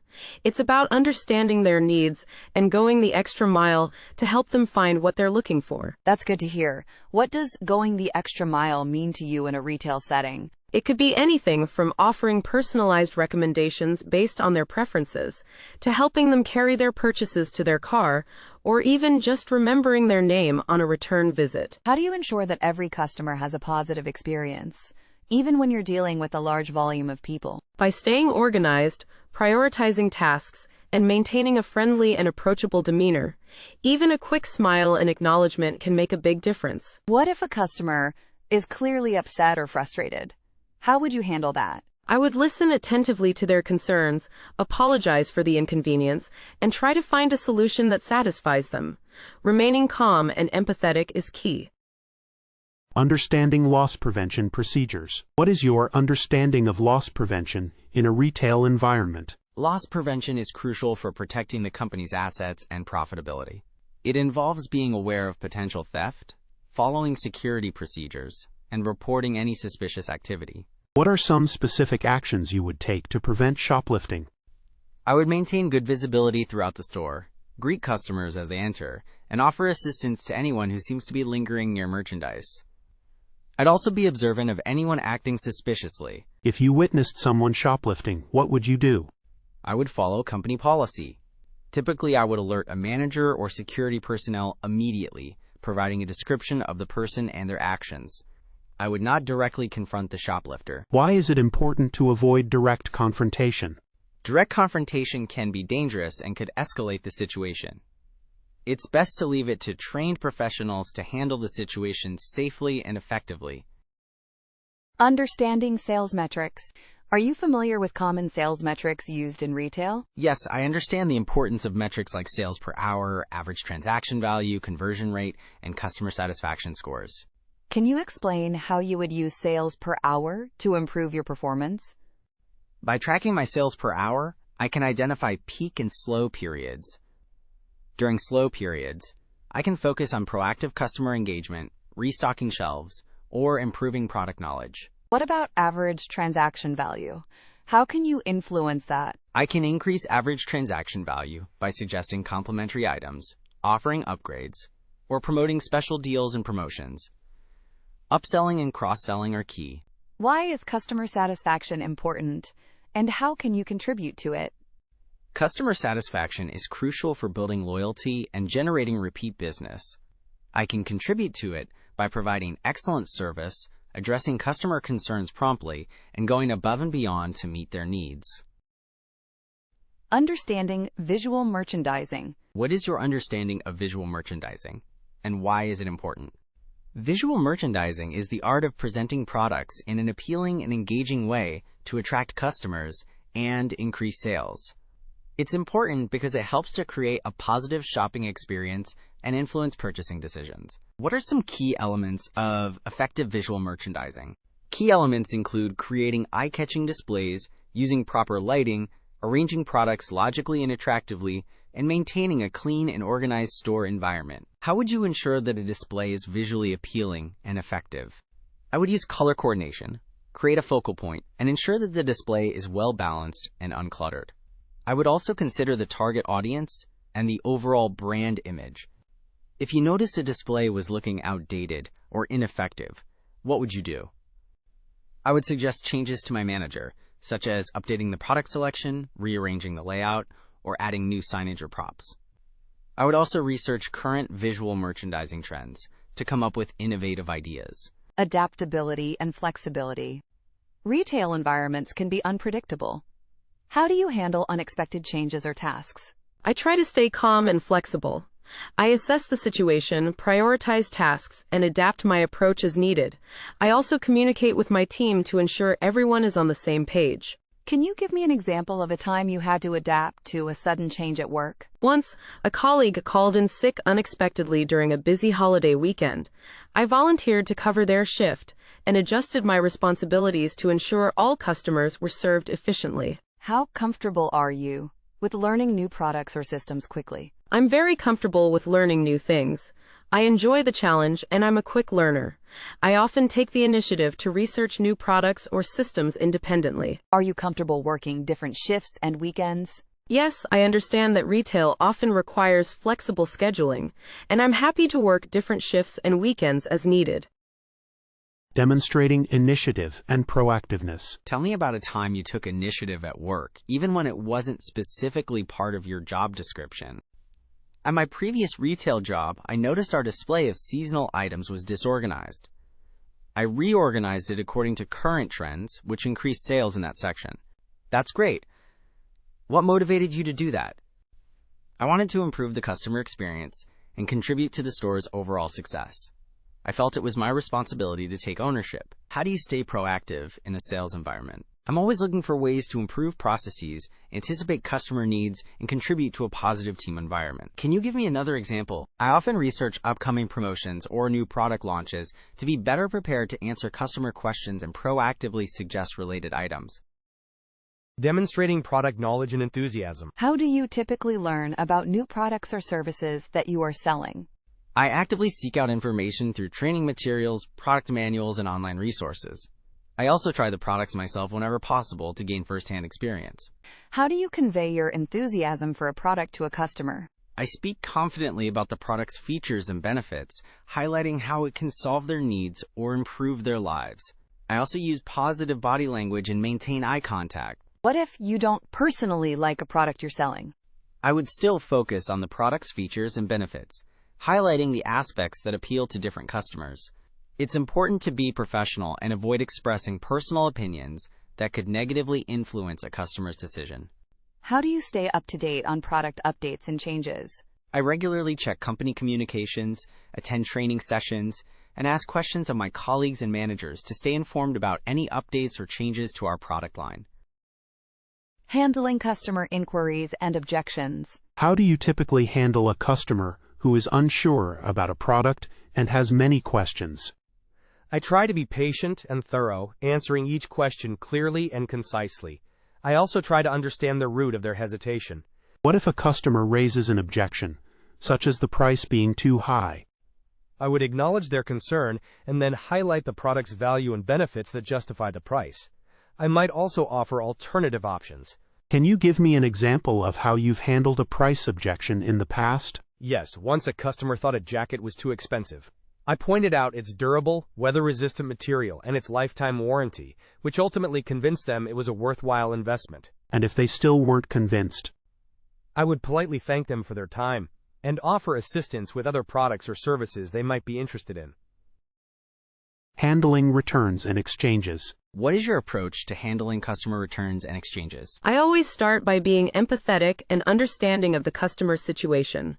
I review the return policy and try to find a solution that satisfies the customer while adhering to company guidelines. What if a customer doesn't have a receipt? I would politely explain the company's policy regarding returns without a receipt. I would then try to locate the transaction in the system or offer alternative solutions, such as store credit. How do you deal with a customer who is upset about a return policy? I would remain calm and professional, listen to their concerns, and explain the reasoning behind the policy. I would also try to find a compromise that satisfies the customer as much as possible within the boundaries of the policy. What is the most important thing to remember when handling a return? To treat the customer with respect and courtesy, even if they are upset. A positive return experience can still lead to future sales and customer loyalty. Loss prevention awareness. Loss prevention is crucial in retail. What is your understanding of loss prevention techniques? I understand the importance of being vigilant, observing customer behavior, and following company protocols for handling suspicious activity. I also know to keep an eye on inventory and report any discrepancies. What would you do if you suspected someone of shoplifting? I would follow company policy, which typically involves observing the person carefully, discreetly alerting security or a manager, and avoiding direct confrontation. Why is it important to avoid direct confrontation? Direct confrontation can escalate the situation and potentially put myself or others at risk. It's best to leave it to trained professionals. What are some things you can do to prevent internal theft? Following all company procedures for transactions, inventory management, and employee purchases is essential. Maintaining honesty and integrity is also crucial. Understanding customer needs and preferences. How do you determine what a customer is looking for when they enter the store? I approach them with a friendly greeting and ask open-ended questions to understand their needs and preferences. I pay attention to their body language and listen carefully to their responses. What if a customer is unsure of what they want? I would ask clarifying questions to help them narrow down their options. I might also offer suggestions based on their previous purchases or browsing history. How do you handle a customer who is browsing but doesn't seem to need assistance? I would acknowledge their presence with a friendly greeting and let them know I'm available if they need anything. I would keep an eye on them without being intrusive. What are some nonverbal cues you look for when interacting with customers? I pay attention to their facial expressions, body posture, and eye contact to gauge their level of interest and comfort. I also observe their browsing patterns to understand their preferences. Understanding retail sales fundamentals. Can you describe what you believe are the most important aspects of successful retail sales? I think understanding customer needs, providing excellent service, and showcasing product knowledge are key. Building rapport is also crucial. That's a great overview. How would you prioritize those elements in a fast-paced environment? I'd prioritize understanding the customer's immediate need first, then quickly offer a solution while maintaining a friendly and helpful demeanor. And what role does suggestive selling play in your approach? Suggestive selling is important, but it should be done genuinely, based on the customer's needs and purchases, not aggressively pushing unnecessary items. Good point. How do you ensure that you are not being too pushy? By actively listening to the customer, observing their body language, and respecting their decisions if they decline a suggestion. Understanding sales goals and performance. How do you feel about working towards sales goals? I find sales goals to be motivating. They provide a clear target and a sense of accomplishment when achieved. What strategies do you use to meet or exceed sales targets? I focus on building relationships with customers, understanding their needs, and providing personalized recommendations. I also track my progress and adjust my approach as needed. How do you handle it if you are consistently not meeting your goals? I would first analyze my performance to identify areas for improvement. Then, I would seek guidance from my manager or colleagues and adjust my strategies accordingly. What kind of performance metrics are you familiar with? I'm familiar with metrics like sales volume, conversion rate, average transaction value, and customer satisfaction scores. Working in a team environment. Sales associates often work as part of a team.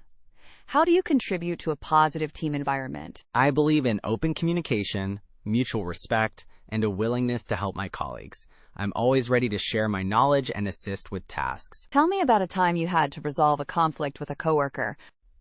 At my previous job, a coworker and I disagreed about the best way to approach a customer. I listened to their perspective, explained my reasoning, and we found a compromise that worked for both of us. How do you handle receiving constructive criticism from a teammate? I welcome constructive criticism as an opportunity to learn and improve. I listen carefully, ask clarifying questions, and implement the feedback. What if you disagree with the criticism? I would politely explain my perspective, providing specific examples to support my viewpoint while still remaining respectful and open to their feedback.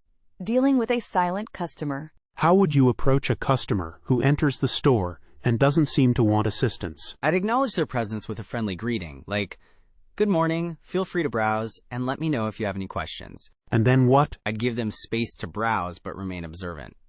I'd look for nonverbal cues that they might need help. What kind of cues? Hesitation in front of a product, looking confused, or repeatedly picking up and putting down an item. And if you notice those cues? I'd approach them again, perhaps saying, "I noticed you were looking at this item. Is there anything I can tell you about it?" Describing your sales approach. Describe your typical approach when interacting with a customer in a sales environment. My approach is customer-centric. I start by genuinely greeting them and trying to understand their needs and preferences. How do you determine their needs? By asking open-ended questions and actively listening to their responses. I want to understand what they're looking for and what problems they're trying to solve. And after you understand their needs, I present them with relevant options and explain how those options address their specific needs and offer solutions. What about closing the sale? I focus on building trust and providing value. I avoid being pushy and instead offer assistance in making an informed decision. Handling a customer return without a receipt. A customer wants to return an item but doesn't have a receipt. What steps do you take? First, I'd politely explain our store's return policy and ask if they might have any other proof of purchase, such as a bank statement or credit card transaction. What if they don't? I'd ask them for the approximate date of purchase and try to look up the transaction in our system using their name or credit card information. And if you can't find the transaction? I would explain that without proof of purchase, I'm limited in what I can do, but I'd offer a store credit for the current selling price of the item, if the store policy allows. What if the item is clearly used or damaged? I would politely explain that we cannot accept returns on used or damaged items without proof of purchase, as per our policy. Handling a customer seeking a discount. Imagine a customer is asking for a discount on an item. How would you handle this situation? First, I'd politely acknowledge their request and understand why they're seeking a discount. Okay, and then? I'd explain our pricing policy and highlight the value and benefits of the product at its current price. What if they still insist on a discount? I'd check if there are any current promotions or sales they could benefit from. If not, I'd politely explain that I'm unable to offer a discount at this time. And how would you ensure they leave satisfied? By offering alternative solutions, such as suggesting a similar but less expensive product and ensuring they feel valued as a customer. That's a great approach. Handling a customer who can't find an item. A customer approaches you, frustrated, because they can't find a specific item. How do you respond? First, I would apologize for the inconvenience and assure them that I'll do my best to help them find it. What's your next step? I'd ask them for details about the item, such as the name, brand, or any identifying features. Okay, and then? I'd check our inventory system to see if the item is in stock and its location within the store. And if it's not in stock? I'd offer to check if we can order it for them, suggest similar alternatives, or direct them to another store that might carry it. Handling inventory discrepancies. What would you do if you noticed a discrepancy between the inventory on the shelf and what the system says is in stock? My first step would be to double-check the shelf and the surrounding area to ensure the item wasn't misplaced. Okay, and if it's still missing? I would then check the backstock and any receiving areas to see if the item was recently delivered but not properly entered into the system. What if you still can't find it? I would notify my supervisor immediately and provide them with all the information I've gathered. Why is it important to notify your supervisor? To ensure proper loss prevention procedures are followed and to maintain accurate inventory records. Maintaining a positive attitude. How do you maintain a positive attitude, even when dealing with difficult customers or long shifts? I remind myself that every customer interaction is an opportunity to make someone's day better, even in small ways. What else do you do? I focus on what I can control, my own attitude and effort. I also take short breaks when possible to recharge. How do you handle frustration? I try to see things from the customer's perspective and remain calm and professional. If needed, I'll ask a colleague or supervisor for assistance. Do you have any specific techniques? Practicing active listening and empathy helps me connect with customers and resolve issues more effectively, which reduces frustration. Understanding sales metrics for sales associate. Can you describe your understanding of key sales metrics, like conversion rate and average transaction value? Certainly. Conversion rate is the percentage of customer interactions that result in a sale. Average transaction value is the average amount spent per sale. How have you used these metrics in previous roles? I've used them to identify areas for improvement. For example, if the conversion rate is low, I'd focus on improving my approach. That's a good approach. How do you plan to improve the average transaction value? By suggesting complementary products or services and highlighting the value of higher-priced items. Excellent. Understanding these metrics is crucial for success. I agree. I believe tracking and analyzing them helps optimize performance. Understanding upselling and cross-selling. Explain the difference between upselling and cross-selling, and give an example of each. Upselling is convincing a customer to purchase a more expensive or upgraded version of the product they're already interested in. Cross-selling is suggesting complementary items that enhance their original purchase. Give me an example of upselling. If a customer is buying a basic laptop, I might upsell them to a model with more storage or a faster processor. And an example of cross-selling? If someone is buying a new camera, I might cross-sell them a memory card, a camera bag, or a tripod. How do you determine which approach to use? By understanding the customer's needs and suggesting products or services that genuinely add value to their purchase. Understanding visual merchandising for sales. What is your understanding of visual merchandising, and why is it important in a retail environment? Visual merchandising is about presenting products in an appealing and organized way to attract customers and encourage sales. Why is it important? It helps create a positive shopping experience, highlights key products, and can influence purchasing decisions. Can you give an example of effective visual merchandising? Grouping complementary items together, using attractive displays to showcase new arrivals, and ensuring clear and informative signage. How would you contribute to visual merchandising in this role? By keeping displays clean and organized, ensuring products are properly stocked, and following any visual merchandising guidelines provided. Adapting to changing sales strategies for sales associate. The retail landscape is constantly evolving. How do you adapt to changing sales strategies and new technologies? I embrace change and see it as an opportunity to learn and grow. I actively seek out training opportunities and stay up to date on the latest industry trends and technologies. Can you give me a specific example? At my previous company, we transitioned from traditional sales methods to a more customer-centric approach that emphasized building relationships and providing personalized solutions. I quickly adapted to this new strategy by focusing on active listening and understanding customer needs. And how did you learn about these new strategies? I attended company-sponsored workshops and webinars, read industry publications, and sought feedback from my manager and colleagues. I also practiced the new techniques in role-playing scenarios. That demonstrates a commitment to continuous learning. Addressing availability and scheduling for sales associate. This position requires flexibility in scheduling, including weekends and evenings. What is your availability like? I understand the need for flexibility and am available to work weekends and evenings. I'm generally available, specified days and times, and am willing to adjust my schedule to meet the needs of the business. Do you have any pre-existing commitments that might affect your availability? No, I don't have any pre-existing commitments that would prevent me from working the required hours.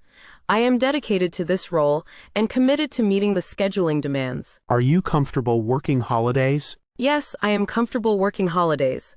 I understand that retail often requires staff to be available during peak seasons. That's good to know. Thank you for clarifying.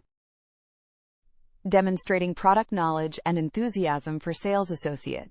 Why are you interested in working for a company that sells company products, services? I've always been passionate about company products, services, industry.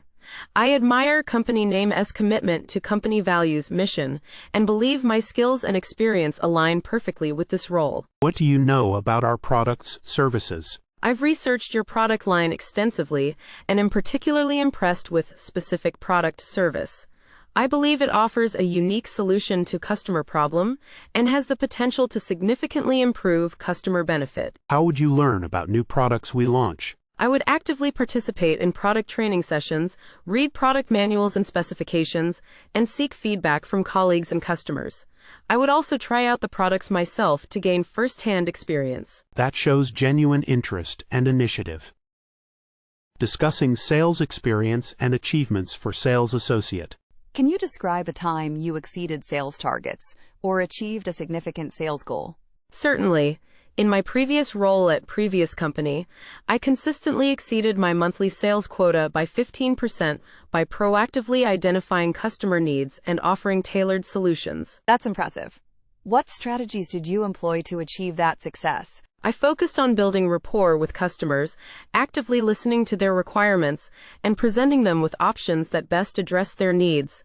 I also followed up diligently after each interaction. How did you handle situations where you were struggling to meet your targets? I would analyze my performance, identify areas for improvement, and seek guidance from my manager and colleagues. I also dedicated time to learning more about our products and services. That's a proactive approach. Thank you. Handling customer complaints for sales associate. Describe a time you had to deal with a difficult customer. How did you handle the situation? I once had a customer who was very upset about a delayed shipment. She was quite vocal about her frustration. And how did you respond? First, I actively listened to her concerns and empathized with her situation. I apologized for the inconvenience and assured her I would do everything I could to resolve the issue. What specific actions did you take? I tracked down the shipment, provided her with updates, and offered a discount on her next purchase as compensation. Ultimately, she calmed down and thanked me for my help. That's a great example of turning a negative experience into a positive one. Thank you. Handling inventory and loss prevention for sales associate. This role involves handling inventory and contributing to loss prevention efforts. What experience do you have in these areas? I have experience with inventory management and loss prevention from my previous retail positions. I understand the importance of accurate inventory tracking and maintaining a safe and secure environment. Can you give me an example of how you've contributed to loss prevention? At previous company, I was trained to recognize and report suspicious behavior. I also followed company procedures for handling cash and processing transactions to minimize the risk of theft or fraud. What steps did you take to ensure accurate inventory counts? I regularly participated in inventory audits and followed established procedures for receiving and stocking merchandise. I also paid close attention to detail when entering data into the inventory management system. That's valuable experience for this role.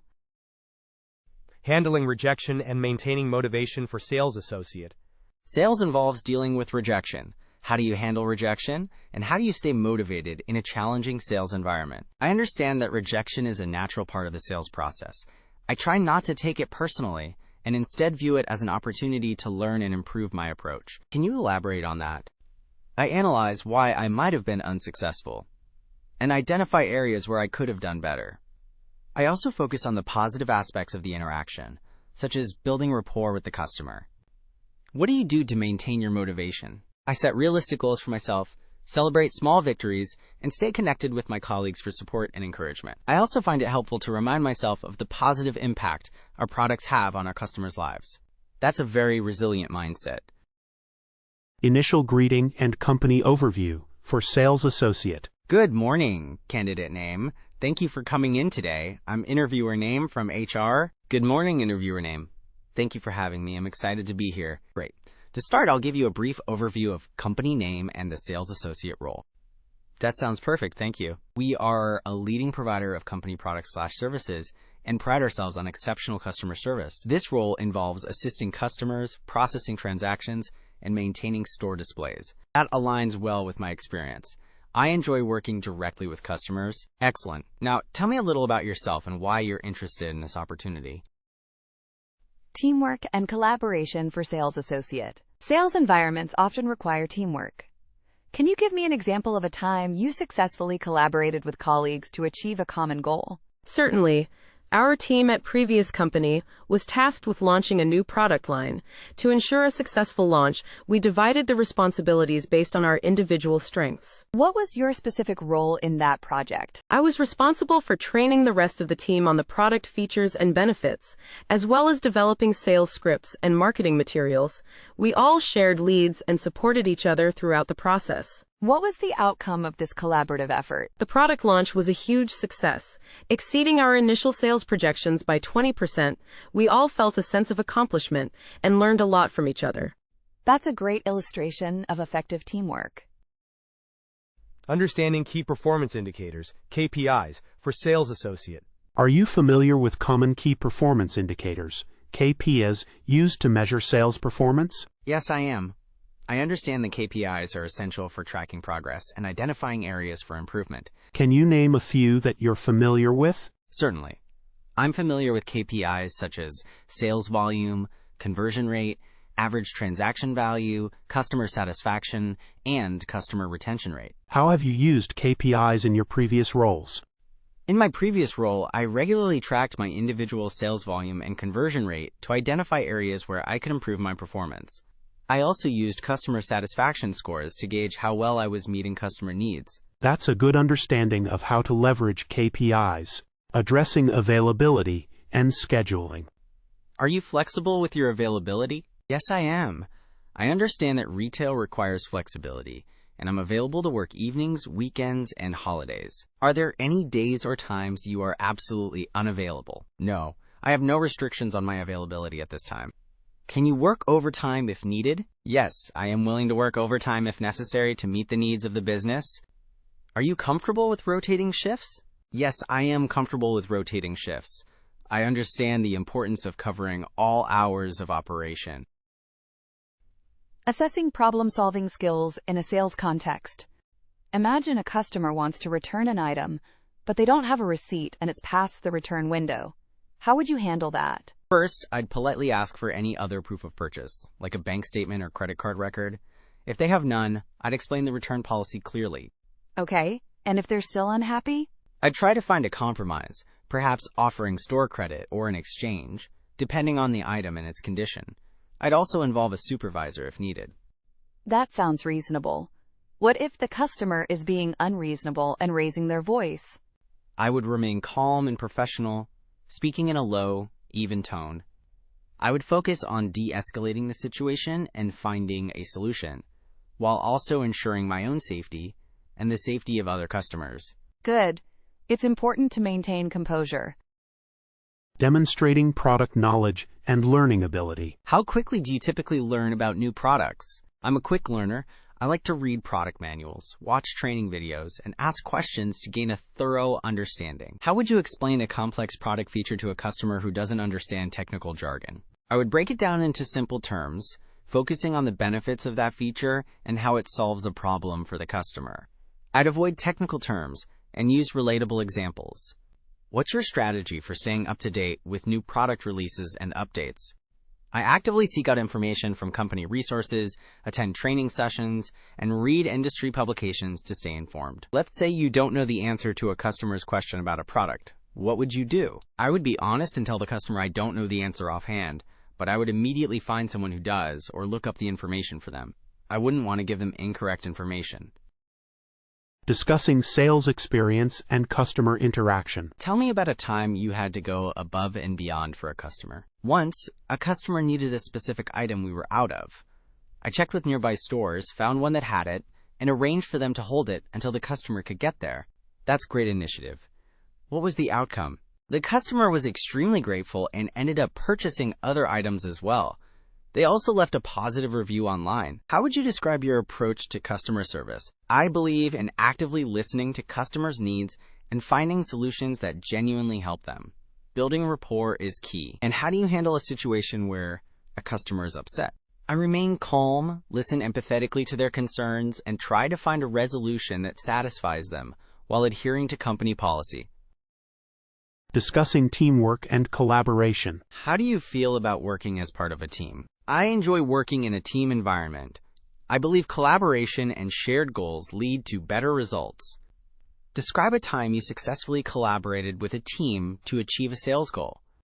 In my previous role, we had a team sales target for a particular product launch.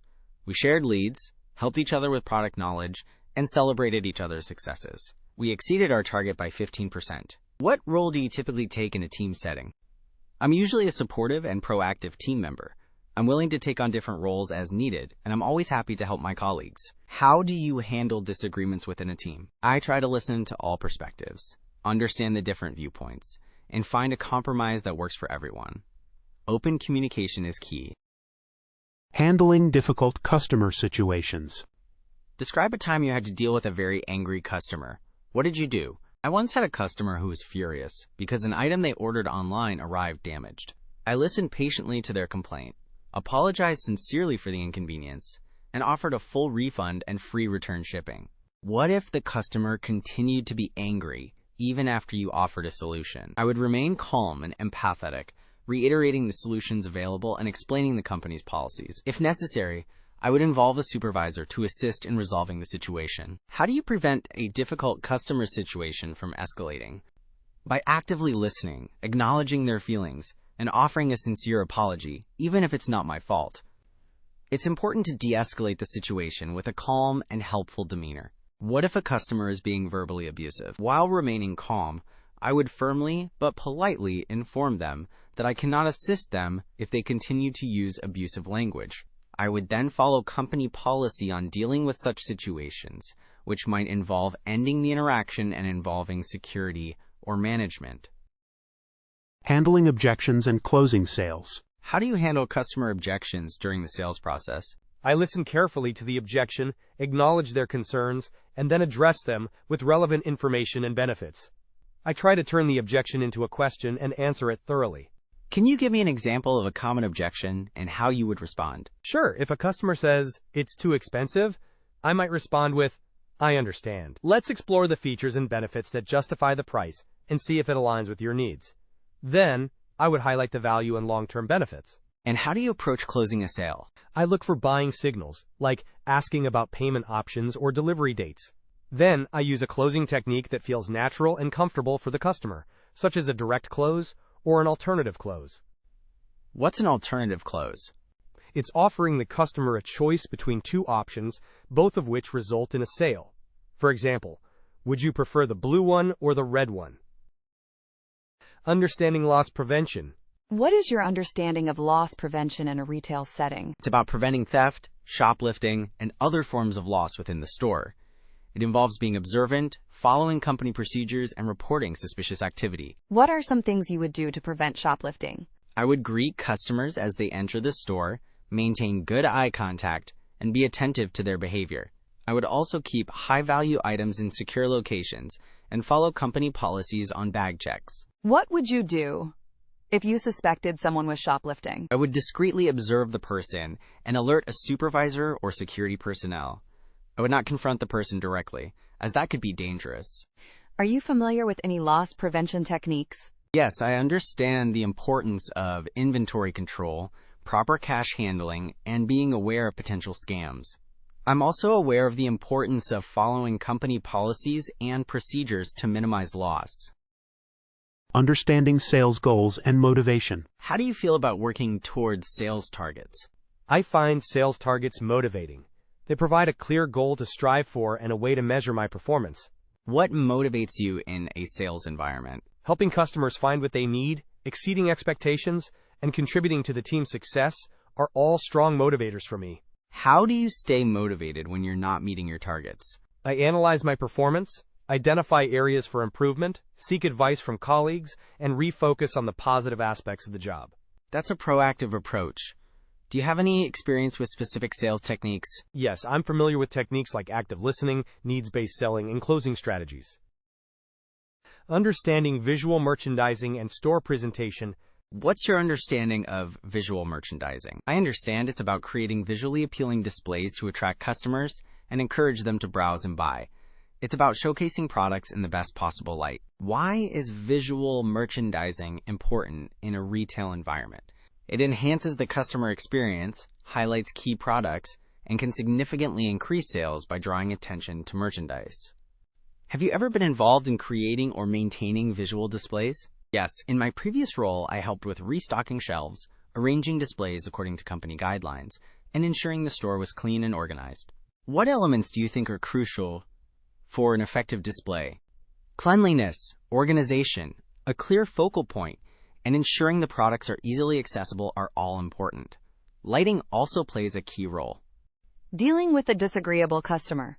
Imagine a customer is being rude and demanding because they believe they were overcharged. How would you de-escalate the situation? First, I'd remain calm and professional, even if they're being difficult. I'd listen attentively to their complaint without interrupting. Okay, and then? I would apologize for the inconvenience and assure them that I'll do my best to resolve the issue. I'd ask for their receipt and carefully review the charges with them. What if the charge is correct, but they still insist they were overcharged? I would calmly explain the charges again, pointing out the prices of each item and any applicable taxes. If they're still unhappy, I would involve a manager to help find a solution. Good.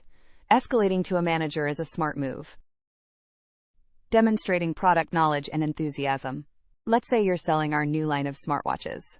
How would you demonstrate your product knowledge and enthusiasm to a customer? First, I'd familiarize myself with all the key features and benefits of each smartwatch model. Then, I'd approach the customer with a genuine smile and express my excitement about the new line. What specific features would you highlight? I'd tailor it to the customer. If they mention fitness, I'd focus on the heart rate monitor, GPS tracking, and activity tracking features. If they're more interested in connectivity, I'd highlight the ability to receive calls and notifications. How would you handle a question you don't know the answer to? I'd be honest and say that I'm not sure, but I'd be happy to find the answer for them. I could check with a colleague or look it up in our product information database. That's a good approach. Honesty and willingness to learn are important. Describing your approach to customer interaction. How would you describe your typical approach to interacting with customers? I aim to be friendly, approachable, and genuinely interested in helping them find what they need. I try to read their body language and adapt my approach to their personality. Can you give me an example of adapting to different personalities? Sure. If a customer seems rushed and knows exactly what they want, I'll be efficient and direct. If they seem unsure or are browsing, I'll offer assistance and provide helpful information without being pushy. That makes sense. What's most important to you in a customer interaction? Making sure the customer feels valued and that their needs are met. I want them to leave feeling satisfied with their experience and likely to return. Excellent. That's the kind of attitude we're looking for.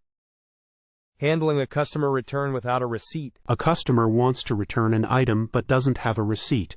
What do you do? First, I'd politely explain our return policy, which likely requires a receipt.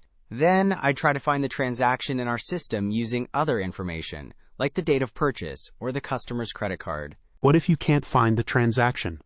I'd explain that without proof of purchase, a full refund isn't possible.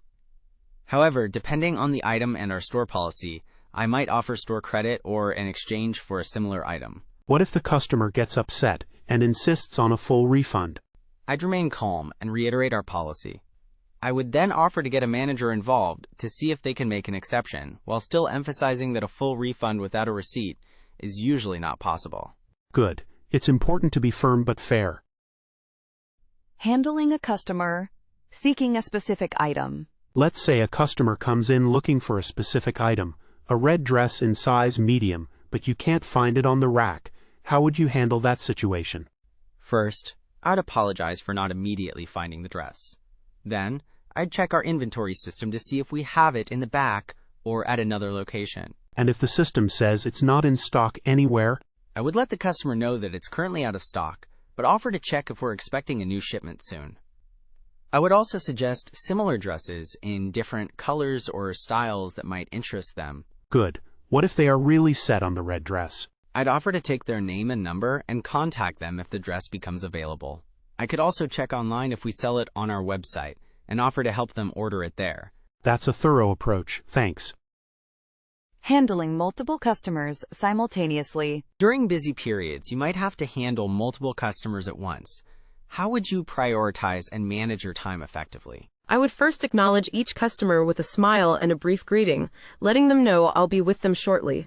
Then I'd prioritize based on urgency and need. Can you elaborate on how you determine urgency? If someone is at the checkout with items ready to purchase, I'd assist them first. If someone is browsing and just needs general assistance, I'd help them after addressing the more immediate needs. What if several customers need help at the same time? I'd try to delegate tasks if possible, asking a colleague to assist. If not, I'd remain calm and efficient, focusing on one customer at a time while keeping the others informed and reassured that I'll be with them soon. Good. Communication is key in that scenario. Understanding loss prevention techniques. What is your understanding of loss prevention in a retail environment? Loss prevention involves taking measures to prevent theft, fraud, and other types of losses that can impact the store's profitability. It's about being vigilant and following established procedures. What are some specific things you would do to prevent loss? I would be aware of my surroundings and watch for suspicious behavior. I would also ensure that merchandise is properly displayed and secured, and that fitting rooms are monitored regularly. What if you suspect someone is shoplifting? I wouldn't directly confront them. Instead, I would alert a manager or security personnel and provide them with a description of the person and their actions. It's important to follow company policy and avoid putting myself at risk. Excellent. Safety is always the priority. Understanding sales associate role expectations. Thanks for coming in. Can you describe what you think the core responsibilities of a sales associate are? Certainly. I believe a sales associate is responsible for providing excellent customer service, assisting customers in finding products, processing transactions, and maintaining a clean and organized sales floor. That's a good overview. What about achieving sales goals? How does that fit in? Achieving sales goals is definitely a key part. That involves actively engaging with customers, understanding their needs, and suggesting products that meet those needs. It also means being knowledgeable about promotions and sales. Okay, good. And what about after the sale is complete? Following up with customers if necessary, handling returns or exchanges efficiently and politely, and ensuring they leave with a positive impression of the store. Excellent. You seem to have a good grasp of the role. Understanding the importance of upselling. What is your understanding of upselling, and how would you approach it? Upselling is suggesting a higher-end or more feature-rich version of a product that a customer is already interested in. It's about providing value and showing them options they might not have considered. How would you do it without being pushy? I'd focus on the benefits of the upgraded product and how it could better meet their needs. I'd avoid being overly aggressive and respect their decision if they're not interested. Give me an example of upselling in practice. If a customer is buying a basic laptop, I might suggest a model with more RAM and a faster processor, explaining how it would improve performance and allow them to run more demanding applications smoothly. Good. It's about offering a better solution, not just a more expensive one.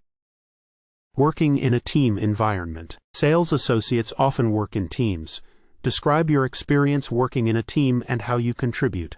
I enjoy working in a team environment. I believe open communication and collaboration are essential for success. In my previous roles, I've always been willing to help my colleagues and share my knowledge. Can you give me an example of a time you helped a teammate? Certainly. At my last job, a new employee was struggling with the point-of-sale system. I took the time to walk them through the process step by step and answer their questions. They quickly became proficient. How do you handle disagreements within a team? I believe it's important to listen to different perspectives and try to find common ground. I would express my own opinion respectfully and be willing to compromise to reach a solution that benefits the team. That's a good approach. Teamwork is crucial here. Addressing availability and work schedule. Are you flexible with your availability and work schedule? Yes, I am. I understand that retail often requires working evenings, weekends, and holidays. Are there any days or times you are absolutely unavailable? I prefer not to work very late on Sunday evenings, but otherwise, I'm quite open. We often need people to cover shifts on short notice. How do you feel about that? I'm happy to help out when needed, as long as I receive reasonable notice. Great. We appreciate that flexibility.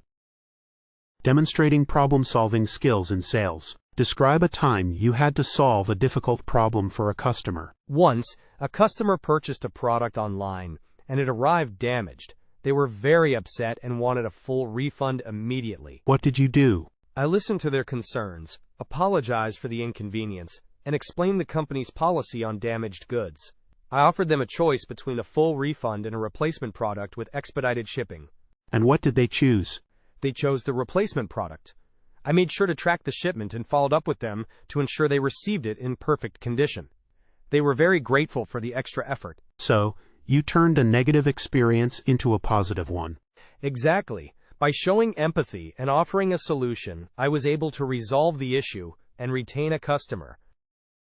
Describing experience with POS systems. Do you have any experience using point-of-sale POS systems? Yes, I do. In my previous role at previous company, I used the name of POS system daily. What tasks did you perform using that system? I processed sales transactions, handled returns and exchanges, managed inventory, and generated sales reports. How comfortable are you learning new POS systems? I'm very comfortable. I'm a quick learner and adapt easily to new technologies. That's good to hear. We use a slightly different system here. Discussing handling customer inquiries. How would you approach a customer who seems unsure about what they're looking for? I would start by greeting them warmly and asking open-ended questions to understand their needs and preferences. For example, Something like, "What brings you in today?" Or, "What are you hoping to find?" and if they still seem hesitant, I'd offer helpful suggestions based on their initial responses and showcase some popular items, always respecting their pace and avoiding pressure. what if they ask about a product you're not familiar with? I would honestly admit that I'm not entirely familiar, but offer to find someone who is, or quickly research the product information for them. Discussing upselling and cross-selling techniques. Can you explain what upselling and cross-selling are? Certainly. Upselling is recommending a higher-priced or more feature-rich version of a product the customer is already interested in. Cross-selling is suggesting complementary items that enhance the customer's purchase. Give me an example of how you might use these techniques. If a customer is buying a laptop, I might upsell them to a model with more RAM or a faster processor. I could cross-sell them a laptop bag, a wireless mouse, or a software suite. What's the key to successful upselling and cross-selling? Understanding the customer's needs and offering relevant suggestions that genuinely benefit them. It's about providing value, not just pushing products. Good point. We value building lasting customer relationships. Exploring motivation for working in sales. Thanks for coming in. What excites you about working in sales? I enjoy connecting with people and helping them find solutions. Sales allows me to do both. Can you give me an example of a time you successfully helped someone? In my previous role, a customer was looking for a specific type of running shoe. I listened to their needs and found a pair that perfectly matched their requirements and budget. They were thrilled. That's great. What motivates you to achieve sales targets? I'm motivated by the challenge of meeting goals and the satisfaction of contributing to the team's success. Also, I enjoy the feeling of accomplishment when I close a sale. How do you handle situations where you don't meet your targets? I analyze what went wrong, seek feedback from my manager and colleagues, and adjust my approach accordingly. I see it as an opportunity to learn and improve. Handling a customer seeking a refund. How would you handle a customer who wants a refund but doesn't have a receipt? I would first listen to their reason for wanting a refund and try to understand the situation. Then what? I would politely explain our store policy regarding refunds without a receipt and explore alternative solutions, such as store credit or an exchange. What if they become upset? I would remain calm and empathetic, apologize for any inconvenience, and try to find a compromise that satisfies both the customer and the store's policies. And if that's not possible? I would politely explain that I've done my best within the established guidelines and offer to escalate the issue to a manager. Understanding company products and services. What do you know about our company and the products we sell? I've researched your company's history and values, and I'm impressed with your commitment to mention something specific, e.g., sustainability or customer satisfaction. And what about our product range? I've browsed your website in store, and I'm familiar with your range of mention specific product categories, e.g., clothing, electronics, home goods. I particularly like mention a specific product and why. Why that product? Because of its innovative design and positive customer reviews. I believe it represents the quality your brand stands for. Good answer. It's important to be familiar with what we offer. Understanding customer relationship building. How important do you think it is to build relationships with customers in sales? I think it's extremely important. Building rapport and trust with customers leads to repeat business and positive word-of-mouth referrals. What are some ways you would build relationships with customers? I would start by actively listening to their needs and showing genuine interest in helping them. I would also remember their preferences and follow up with them after a purchase to ensure they're satisfied. How do you handle a situation where a customer is unhappy with their purchase, even after you've tried to help? I would remain calm and professional, apologize for their dissatisfaction, and escalate the issue to a manager if necessary. It's important to show that we value their feedback and are committed to resolving their concerns. We appreciate that commitment. Understanding loss prevention strategies. What is your understanding of loss prevention in a retail environment? Loss prevention involves taking measures to minimize theft, damage, and other forms of loss within the store. What are some specific things you would do to help prevent loss? I would be vigilant in observing customer behavior, keep a clean and organized sales floor, and follow company policies regarding inventory handling and security procedures. What if you suspected someone of shoplifting? I would discreetly alert a manager or security personnel, following company protocol. I wouldn't directly confront the person myself. Why not? For safety reasons, and because trained professionals are better equipped to handle those situations. Addressing gaps in sales experience for sales associate. Your resume shows a gap in employment. Can you elaborate on that period? Certainly. I took some time off to care for a family member.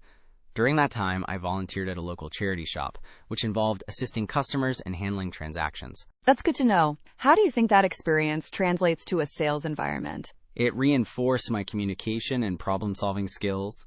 I learned to quickly assess customer needs and find solutions, even with limited resources. And how would you handle a situation where a customer is unhappy with a product and you're unsure of the return policy? I would apologize for the inconvenience and calmly listen to their concerns. Then, I'd politely ask for a moment to review the return policy to ensure I'm providing accurate information. That's a good approach. Demonstrating empathy and seeking clarification is key. Assessing ability to handle pressure as sales associate. Sales environments can be demanding. How do you handle pressure, especially during peak hours? I thrive in fast-paced environments. I prioritize tasks, focus on one customer at a time, and remain calm and polite, even when things get hectic. Can you give me a specific example of a time you successfully managed a stressful situation at work? Once, during a holiday sale, we were short-staffed, and the store was packed. I proactively helped restock shelves, assisted multiple customers simultaneously, and kept a positive attitude, which helped de-escalate some frustrated customers. How do you maintain your composure when dealing with a difficult customer under pressure? I remind myself that their frustration isn't personal. I actively listen to their concerns, empathize with their situation, and focus on finding a solution that satisfies them. That's a good mindset to have. Staying solution-oriented is crucial. Demonstrating initiative and proactiveness as a sales associate. Describe a time you took initiative at a previous job, even if it wasn't explicitly part of your responsibilities. At my last retail job, I noticed we were losing sales because customers couldn't easily find specific items. I created small, handwritten signs with clear directions and placed them strategically throughout the store. That's a great example. What was the outcome of that initiative? Customers commented on how helpful the signs were, and I noticed a decrease in customer frustration. I believe it also contributed to a slight increase in sales of those items. How would you apply that proactiveness to this role as a sales associate? I'd constantly look for ways to improve the customer experience, whether it's suggesting product pairings, organizing displays for better visibility, or anticipating customer needs. Excellent. We value employees who are constantly seeking ways to improve. Demonstrating sales associates' knowledge of visual merchandising. What is your understanding of visual merchandising, and why is it important in a retail environment? Visual merchandising is the art of presenting products in an appealing and organized way to attract customers and encourage sales. It's important because it creates a positive shopping experience and can influence purchasing decisions. Can you give me some examples of effective visual merchandising techniques? Using color coordination to create visually appealing displays, highlighting key products with strategic lighting, creating themed displays to tell a story, and ensuring clear and concise signage. How would you contribute to visual merchandising efforts as a sales associate? I would maintain the cleanliness and organization of displays, ensure products are properly stocked, and suggest improvements to the layout based on customer feedback and sales trends. That's a great understanding. A visually appealing store is crucial for attracting customers. Discussing sales associates' approach to learning new products. As a sales associate, you'll need to learn about new products regularly. What's your approach to learning new product information quickly and effectively? I like to start by thoroughly reviewing the product manuals and training materials provided. Then, I try to get hands-on experience with the product, testing its features and understanding its benefits. How do you ensure you retain that information and can confidently explain it to customers? I create flashcards or summaries of key features and benefits. I also practice explaining the product to friends or family to refine my communication skills. I also ask questions when I'm unsure about something. What if you encounter a customer question you can't answer about a product? I would honestly admit that I don't know the answer, but assure them that I'll find out. I'd then consult with a more experienced colleague or research the answer online to provide them with accurate information. That's a responsible approach. Honesty and a willingness to learn are highly valued. Discussing sales associates' motivation for working in sales. What motivates you to work in sales? I enjoy connecting with people and helping them find products that meet their needs. I also find it rewarding to achieve sales targets and contribute to the success of the team. What do you find most challenging about working in sales? Handling rejection can be challenging, but I see it as an opportunity to learn and improve my approach. I also focus on building rapport with customers to increase my chances of success. How do you stay motivated when you're not meeting your sales goals? I analyze my performance to identify areas for improvement, seek feedback from colleagues and managers, and focus on providing excellent customer service, which often leads to increased sales in the long run. That's a proactive approach. Continuous improvement is key to success in sales. Understanding sales associates' experience with POS systems. Do you have any experience working with point-of-sale POS systems? Yes, I have experience with several POS systems, including mention specific systems if known. Otherwise say, I've worked with a few different systems. What kind of transactions have you processed using a POS system? I've processed sales, returns, exchanges, gift card purchases, and applied discounts and promotions. How comfortable are you troubleshooting basic POS system issues? I'm comfortable troubleshooting common issues like printer errors or incorrect pricing. I also know how to escalate more complex problems to technical support. That's great. Efficiently using the POS system is essential for smooth transactions. Understanding sales associates' understanding of customer loyalty. How important do you think customer loyalty is to a business, and what role does a sales associate play in fostering it? Customer loyalty is vital. Repeat customers are more profitable and often recommend the business to others. Sales associates are on the front lines and directly influence customer perception. What are some ways a sales associate can contribute to building customer loyalty? By providing exceptional customer service, building rapport, remembering customer preferences, offering personalized recommendations, and promptly addressing any concerns or issues. How would you handle a situation where a loyal customer is unhappy with a recent purchase? I would prioritize resolving their issue quickly and fairly. I'd offer a sincere apology, actively listen to their complaint, and explore all possible solutions, such as a refund, exchange, or store credit to regain their trust. That's a good approach. Retaining loyal customers is often more cost-effective than acquiring new ones. Understanding sales associates' understanding of loss prevention. What is your understanding of loss prevention in a retail environment? Loss prevention refers to the measures taken to prevent theft, shoplifting, and other forms of loss within a retail store. It protects the company's assets and ensures profitability. What are some ways a sales associate can contribute to loss prevention efforts? Being aware of surroundings, greeting customers as they enter the store, observing suspicious behavior, properly securing merchandise, and following company policies regarding returns and discounts. What would you do if you suspected someone was shoplifting? I would discreetly alert a manager or security personnel, providing them with a description of the individual and their location. I would avoid directly confronting the suspected shoplifter, as that could be dangerous. That's the correct procedure. Safety is always the priority. Understanding sales associates' understanding of upselling. Can you explain your understanding of upselling and cross-selling? Certainly. Upselling is suggesting a higher priced or more feature-rich version of a product the customer is already interested in. Cross-selling is recommending complementary items that enhance the original purchase. Give me an example of how you might upsell to a customer buying a basic laptop. If a customer is buying a basic laptop, I might suggest a model with a faster processor and more RAM, highlighting how it will improve performance and longevity, especially if they plan to use it for demanding tasks. And how about an example of cross-selling? For the same customer buying a laptop, I would recommend a laptop bag, a wireless mouse, or even a software suite to protect their new device. That's a solid understanding. It's important to provide value while upselling or cross-selling. Assessing sales associates' ability to handle pressure. How do you handle working under pressure, especially during peak hours? I stay organized by prioritizing tasks, focusing on one customer at a time, and communicating effectively with my colleagues to share the workload. Give me an example of a time you successfully managed a stressful situation at work. During a holiday sale, we were short-staffed and overwhelmed with customers. I remained calm, helped direct customers to available staff, and proactively addressed their needs. What do you do to de-stress after a particularly challenging shift? I usually exercise or listen to music to unwind and clear my head. It helps me separate work from my personal life. That's important for maintaining a healthy work-life balance.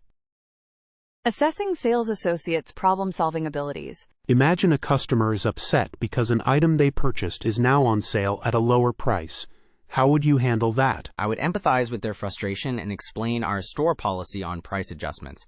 If possible, I'd offer a partial refund or a store credit for the difference. What if the item was purchased a month ago? Even if it's outside the typical adjustment window, I'd still listen and try to find a solution. Perhaps a small discount on their next purchase as a gesture of goodwill. Good. It's about finding a balance between policy and customer satisfaction. Exactly. I believe in empowering the customer and building long-term loyalty. Exploring sales associates' customer service philosophy. Can you describe your approach to providing excellent customer service? I believe in actively listening to customers, understanding their needs, and going above and beyond to meet them. A positive attitude is key. Give me an example of a time you exceeded a customer's expectations. Once, a customer needed a specific part for a vintage appliance we didn't carry.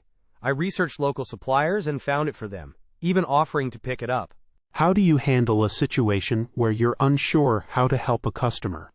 I would admit I don't know the answer immediately, but assure them I'll find someone who does, or research the solution. I'd follow up promptly. That's a great approach. Customer service is paramount here. Sales associates' approach to handling returns. How would you handle a customer who wants to return an item without a receipt? First, I'd politely ask for any other proof of purchase, like a bank statement or credit card record. If they have none, I'd explain our store policy regarding returns without a receipt.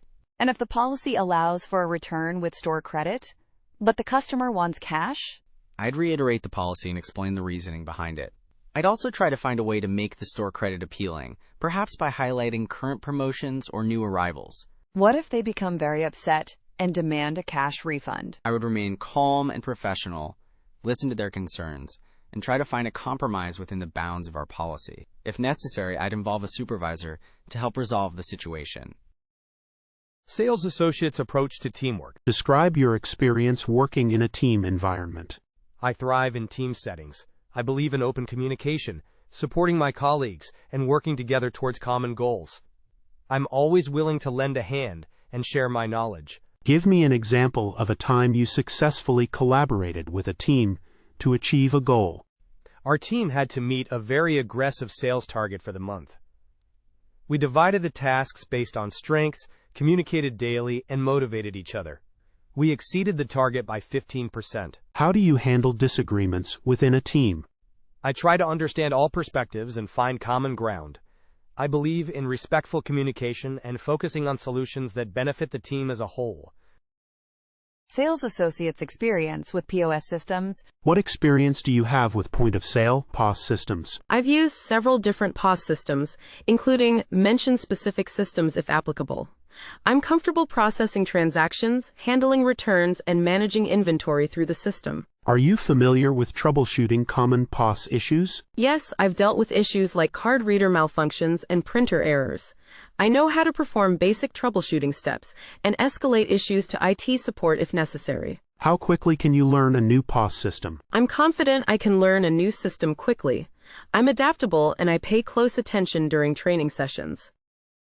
Sales associates, motivation, and career goals. What motivates you in a sales environment? I'm motivated by achieving sales goals, providing excellent customer service, and helping people find the products they need. I also enjoy the challenge of learning about new products and staying ahead of the curve. Where do you see yourself in 5 years? I hope to have grown within the company, perhaps taking on a leadership role like a senior sales associate or assistant manager. I'm committed to continuous learning and development in the retail industry. What are you looking for in a company? I'm looking for a company that values its employees, provides opportunities for growth, and has a positive and supportive work environment. I also appreciate a company with a strong commitment to customer service. Sales associates' understanding of loss prevention. What is your understanding of loss prevention in a retail environment? Loss prevention involves measures to prevent theft, shoplifting, and other forms of loss. It includes things like monitoring customer behavior, securing merchandise, and following proper procedures for handling cash and returns. What are some things you would do to help prevent shoplifting? I would maintain good visibility on the sales floor, greet customers as they enter the store, and be attentive to suspicious behavior. I would also follow store policy on securing high-value items. What would you do if you suspected someone was shoplifting? I would alert a manager or security personnel immediately. I would avoid directly confronting the suspect unless I felt it was safe and necessary, and always prioritize my own safety. Sales associates' understanding of upselling techniques. Describe your understanding of upselling and cross-selling. Upselling is suggesting a higher-end version of the product the customer is already interested in, highlighting its added benefits.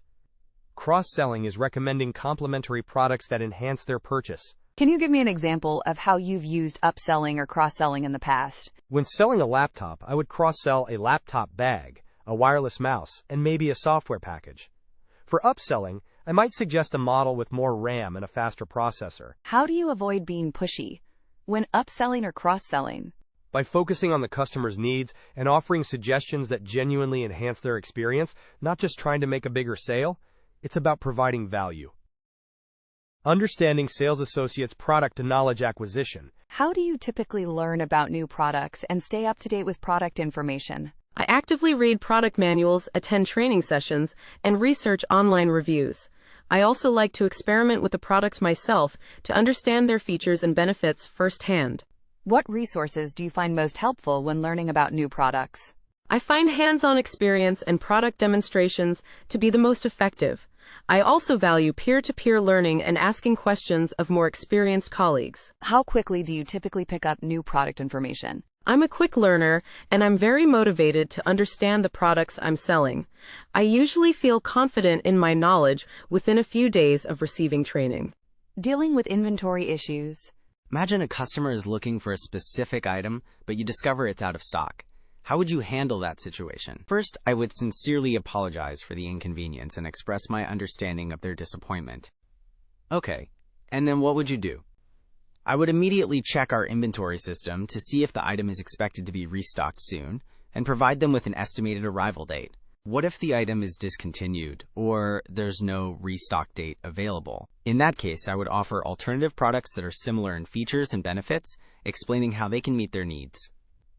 I would also check if the item is available at another nearby store location. And if none of those options work, I would offer to order the item online and have it shipped to their home, or suggest that they sign up for a notification when the item is back in stock. I'd also offer a small discount on a future purchase as a gesture of apology. Demonstrating product knowledge. Let's say a customer is interested in a new line of smartwatches we carry.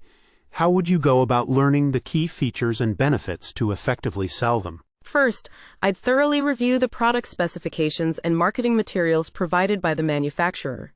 I'd also spend time experimenting with the smartwatch myself to understand its functionality firsthand. What specific features would you focus on understanding? I would focus on the key selling points, such as its fitness tracking capabilities, battery life, compatibility with different smartphones, and unique features like GPS or heart rate monitoring. How would you present this information to a customer? I would tailor my presentation to the customer's specific needs and interests. For example, if they are a fitness enthusiast, I would highlight the fitness tracking features. If they are concerned about battery life, I would emphasize its long-lasting power. What if a customer asks a question you don't know the answer to? I would admit that I don't know the answer, but assure them that I will find out. I would then consult with a colleague or research the answer online to provide them with accurate information as quickly as possible. Handling a challenging customer interaction. Describe a time you had to deal with a particularly difficult or demanding customer. What was the situation, and how did you handle it? I once had a customer who was very upset about a product being out of stock. They were quite vocal about their frustration. And how did you respond to their anger? First, I listened attentively and acknowledged their feelings. I apologized for the inconvenience and empathized with their situation. What steps did you take to resolve the issue? I checked our inventory system to see if the product was expected back in stock soon. I also offered alternative products that met their needs and explained their benefits. Finally, I offered a small discount on their next purchase as a gesture of goodwill. What was the outcome of the situation? The customer eventually calmed down and appreciated my efforts to help them. They ended up purchasing one of the alternative products and thanked me for my assistance. I believe my calm demeanor and willingness to find a solution helped diffuse the situation. Handling returns and exchanges. What is your approach to handling returns and exchanges, even when the customer is unsure about the policy? My priority is always to provide excellent customer service, even when dealing with returns. I start by listening to the customer's reason for the return or exchange and empathize with their situation. What if the customer doesn't have a receipt? If they don't have a receipt, I would first politely ask if they have any other proof of purchase, such as a credit card statement or online order confirmation. If not, I would try to locate the transaction in our system using their name or date of purchase. And if you can't find the transaction? If I can't find the transaction, I would explain the store's policy regarding returns without a receipt and see if we can offer store credit or an exchange for a similar item. I would always try to find a solution that satisfies the customer while adhering to company policy. What if the item is clearly used or damaged?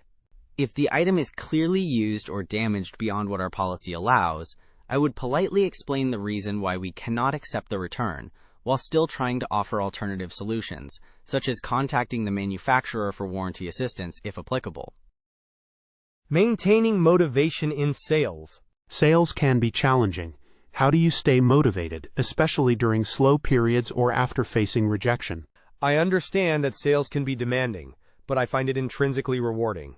I stay motivated by focusing on my goals, celebrating small victories, and learning from my mistakes. Can you elaborate on how you learn from your mistakes? I analyze my interactions with customers to identify areas where I can improve.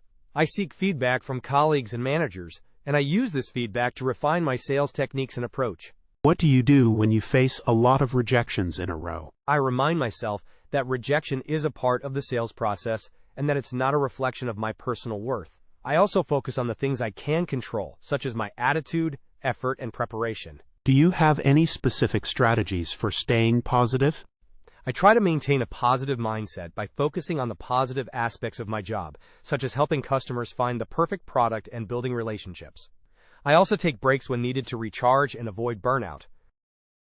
Understanding company values and sales goals. Can you tell me what you know about our company's core values and how they align with our sales goals? From my research, I understand your company prioritizes customer satisfaction and innovation. I believe these values directly support sales goals by fostering customer loyalty and attracting new business with cutting-edge products. That's a great summary. How would you personally contribute to upholding these values in your role as a sales associate? I would focus on providing exceptional customer service, actively listening to their needs, and offering informed recommendations. I'd also stay updated on new products and features to effectively communicate their value to customers. Excellent. We emphasize building long-term relationships. How do you approach building rapport with customers? I always try to find common ground and genuinely connect with customers. Asking open-ended questions and actively listening to their responses helps me understand their needs and build trust. That's a good approach. We also value teamwork. How would you collaborate with your colleagues to achieve sales targets? I believe in open communication and sharing best practices. I'd be happy to assist colleagues when needed and contribute to a positive and supportive team environment. Understanding loss prevention. What is your understanding of loss prevention in a retail environment, and what role do you think a sales associate plays in it? Loss prevention is crucial to the success of any retail business. It involves taking measures to prevent theft, fraud, and other forms of loss. How do you see the sales associate playing a role? As a sales associate, I would be vigilant in observing customer behavior, looking for signs of suspicious activity. I would also be careful when handling cash and processing transactions to prevent errors or fraud. What specific actions would you take if you suspected someone of shoplifting? I would follow company policy, which typically involves discreetly observing the individual and alerting a manager or security personnel. I would avoid directly confronting the suspect, as that could escalate the situation. What are some other ways a sales associate can contribute to loss prevention? I would ensure that merchandise is properly displayed and secured, and I would be attentive to inventory levels to identify any discrepancies. I would also be aware of potential scams and fraudulent activities and report any concerns to management. Understanding the sales process. In your opinion, what are the key steps in a successful sales process? I believe the key steps are reading the customer, identifying their needs, presenting relevant solutions, handling objections, closing the sale, and providing excellent after-sales service. Can you elaborate on how you identify customer needs? I use open-ended questions to understand their preferences, budget, and desired outcome. I actively listen to their responses and observe their body language to gain further insights. How do you handle objections during the sales process? I see objections as opportunities to address concerns and provide additional information.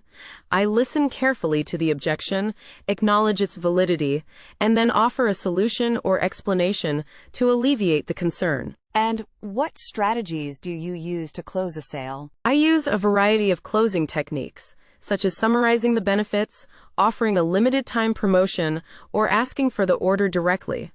I also pay attention to the customer's cues and adjust my approach accordingly. Understanding upselling and cross-selling. Explain your understanding of upselling and cross-selling. Can you give me an example of how you've used these techniques in the past? Upselling is suggesting a higher-end or more feature-rich version of the product the customer is already interested in. Cross-selling is recommending complementary products or accessories that enhance the customer's experience. Give me an example of when you have used it. In my previous role at a clothing store, if a customer was buying a pair of jeans, I might upsell them to a premium denim brand with a better fit and longer lifespan. I would also cross-sell them a belt and a stylish top that would complement the jeans. How do you determine which products to suggest for upselling or cross-selling? I pay attention to the customer's needs, preferences, and budget. I also consider the specific product they are purchasing and identify related items that would enhance its functionality or value. How do you avoid being pushy when upselling or cross-selling? I always focus on providing genuine value to the customer. I explain the benefits of the suggested products and allow them to make their own decision without feeling pressured.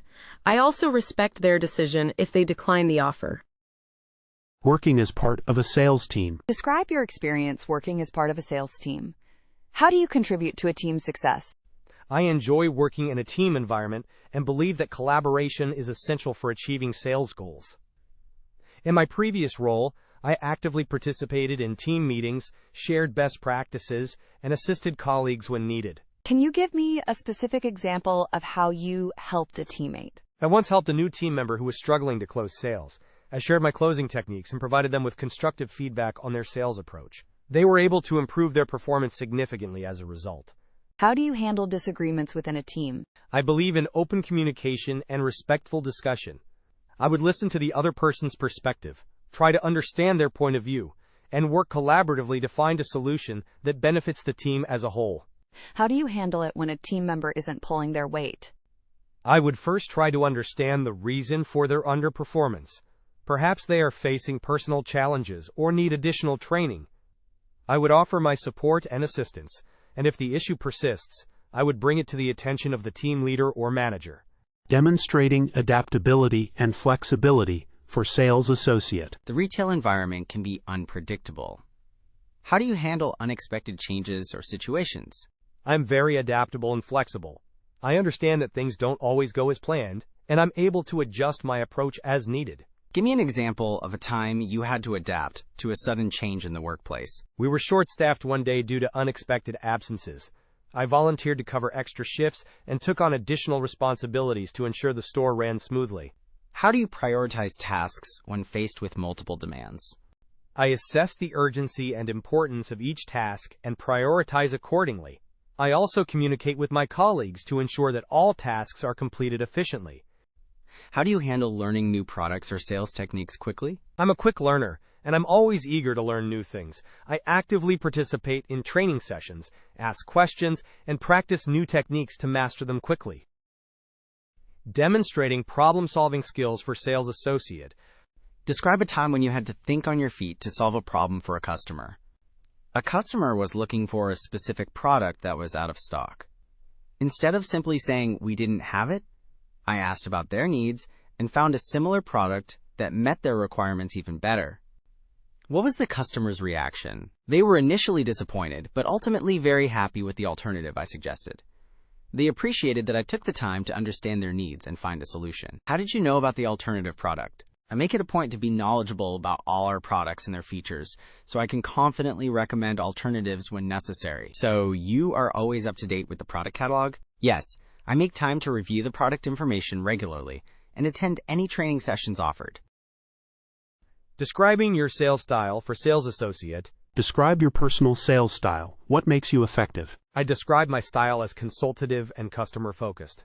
I prioritize understanding the customer's needs and offering solutions that genuinely benefit them. So you're not pushy? Not at all. I believe in building trust and providing value. A long-term relationship is much more valuable than a quick sale. How do you adapt your style to different customers? By actively listening and observing their behavior. Some customers appreciate a direct approach, while others prefer a more relaxed and informative conversation. Give me an example where adapting your style resulted in a successful sale. I once had a customer who seemed hesitant and overwhelmed. I slowed down, patiently answered all their questions, and offered a personalized recommendation. They ended up purchasing a higher value item than they initially intended.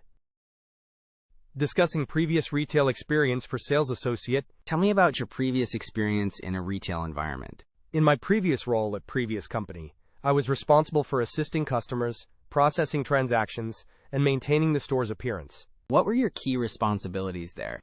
Beyond customer service and sales, I also handled inventory management, visual merchandising, and opening/closing procedures. What did you enjoy most about that role? I really enjoyed interacting with customers and helping them find the perfect product. I also appreciated the teamwork and collaborative environment. What were some of the challenges you faced? Dealing with demanding customers and resolving conflicts was sometimes challenging, but I learned valuable skills in communication and problem solving.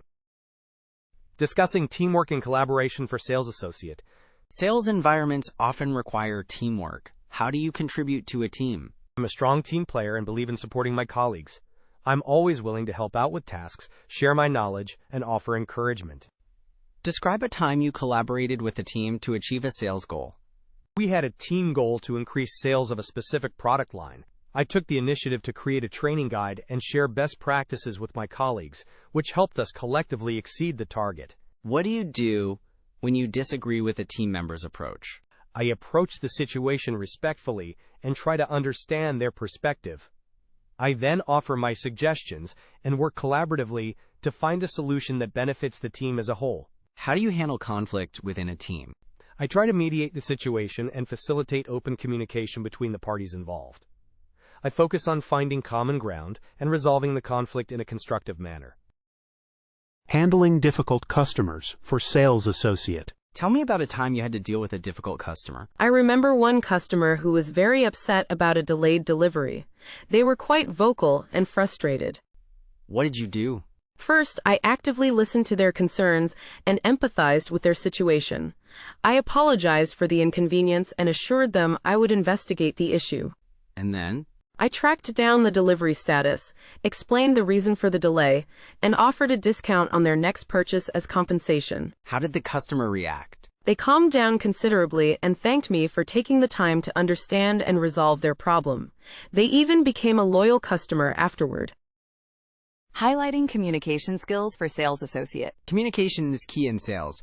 How would you describe your communication skills? I believe I have excellent communication skills, both verbal and written. I'm able to clearly and concisely explain product features and benefits to customers. How do you ensure you're understood by customers with varying levels of product knowledge? I adapt my language to the customer's level of understanding, avoiding jargon and using simple, relatable terms. Can you give me an example of a time your communication skills helped you close a sale? I had a customer who was hesitant about purchasing a high-end product. By actively listening to their concerns and addressing them with clear and persuasive explanations, I was able to build their confidence and secure the sale. How do you handle communication with colleagues and supervisors? I prioritize clear and professional communication, keeping them informed of my progress and any challenges I'm facing. I also actively listen to their feedback and suggestions. Motivating yourself in sales for sales associate. Sales can be challenging. How do you stay motivated when facing rejection? I remind myself that rejection is a part of the process and try not to take it personally. I focus on learning from each experience and improving my approach. What else do you do? I celebrate small victories and focus on the positive impact I can have on customers' lives by providing them with valuable products and services. Do you set personal goals to stay motivated? Yes, I set both short-term and long-term goals. Achieving those goals gives me a sense of accomplishment and keeps me driven. How do you handle a string of unsuccessful sales attempts? I take a break, reevaluate my strategy, and seek support from my team. Sometimes, a fresh perspective is all I need. Understanding customer needs for sales associate. How do you determine a customer's needs when they enter the store? I start by greeting them warmly and asking open-ended questions to understand what they're looking for. I pay attention to their body language and actively listen to their responses. What kind of open-ended questions do you ask? Questions like, "What brings you in today?" or "What are you hoping to find?" help me get a better understanding of their needs. What if they don't know exactly what they want? I ask clarifying questions to narrow down their options. For example, "What features are most important to you?" or "What is your budget?" And if a customer is browsing silently, how do you approach them? I give them space initially, but I make sure to acknowledge them with a friendly smile and let them know I'm available if they have any questions. Understanding sales goals and targets for sales associate. So tell me, how do you approach achieving sales goals and targets? I break them down into smaller, manageable daily or weekly goals. This allows me to track progress and make adjustments as needed. That's a good strategy. Can you give me an example of a time you exceeded a sales target? Yes, at my previous role, we had a monthly target of $5,000. I consistently exceeded that, averaging around $7,000, by focusing on building strong customer relationships and identifying upselling opportunities. And what happens when you're not meeting your targets? How do you handle that? I analyze my performance, identify areas for improvement, and seek advice from colleagues or my manager. I also revisit my sales strategies and look for new approaches. That's proactive. Do you prefer individual or team-based sales targets? I enjoy both. Individual targets push me to excel, while team targets foster collaboration and a sense of shared accomplishment. Adaptability in a fast-paced retail environment. Retail environments can be very fast-paced. How do you handle working under pressure and adapting to changing priorities? I thrive in fast-paced environments. I'm organized and prioritize tasks effectively to ensure I meet deadlines and provide excellent customer service, even when things get hectic. Give me an example. At my last job, we often had unexpected rushes of customers. I would quickly assess the situation, delegate tasks to my colleagues if necessary, and focus on addressing the most urgent needs first. What about changing priorities? I'm flexible and adaptable. I understand that priorities can shift quickly in retail, so I'm always prepared to adjust my plans and focus on what's most important at the moment. I communicate with my team to stay informed and ensure we're all working towards the same goals. That sounds like a good approach. Communicating effectively with diverse customers. How do you approach communicating with customers from diverse backgrounds and with varying communication styles? I believe effective communication starts with active listening and empathy. I try to understand each customer's individual needs and preferences and adapt my communication style accordingly. Can you give an example? For example, if a customer seems reserved or hesitant, I might take a more patient and low-pressure approach. If a customer is very direct and assertive, I might be more straightforward and efficient in my communication. What about language barriers? If there's a language barrier, I would try to use simple and clear language, avoid jargon, and use visual aids if possible. I might also seek assistance from a colleague who speaks the customer's language, or use a translation app if available. That shows consideration and resourcefulness. Demonstrating initiative as a sales associate. Describe a time when you took initiative in a previous role.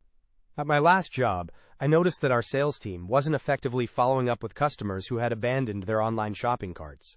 What did you do? I researched best practices for cart abandonment emails and proposed a new email sequence to my manager. I even drafted sample email templates. What was the result of your initiative? My manager approved the new email sequence, and we saw a significant increase in recovered sales within the first month. It also improved customer engagement and reduced overall cart abandonment rates. That's a great example of identifying a problem and taking action to solve it. Describing a successful sales experience.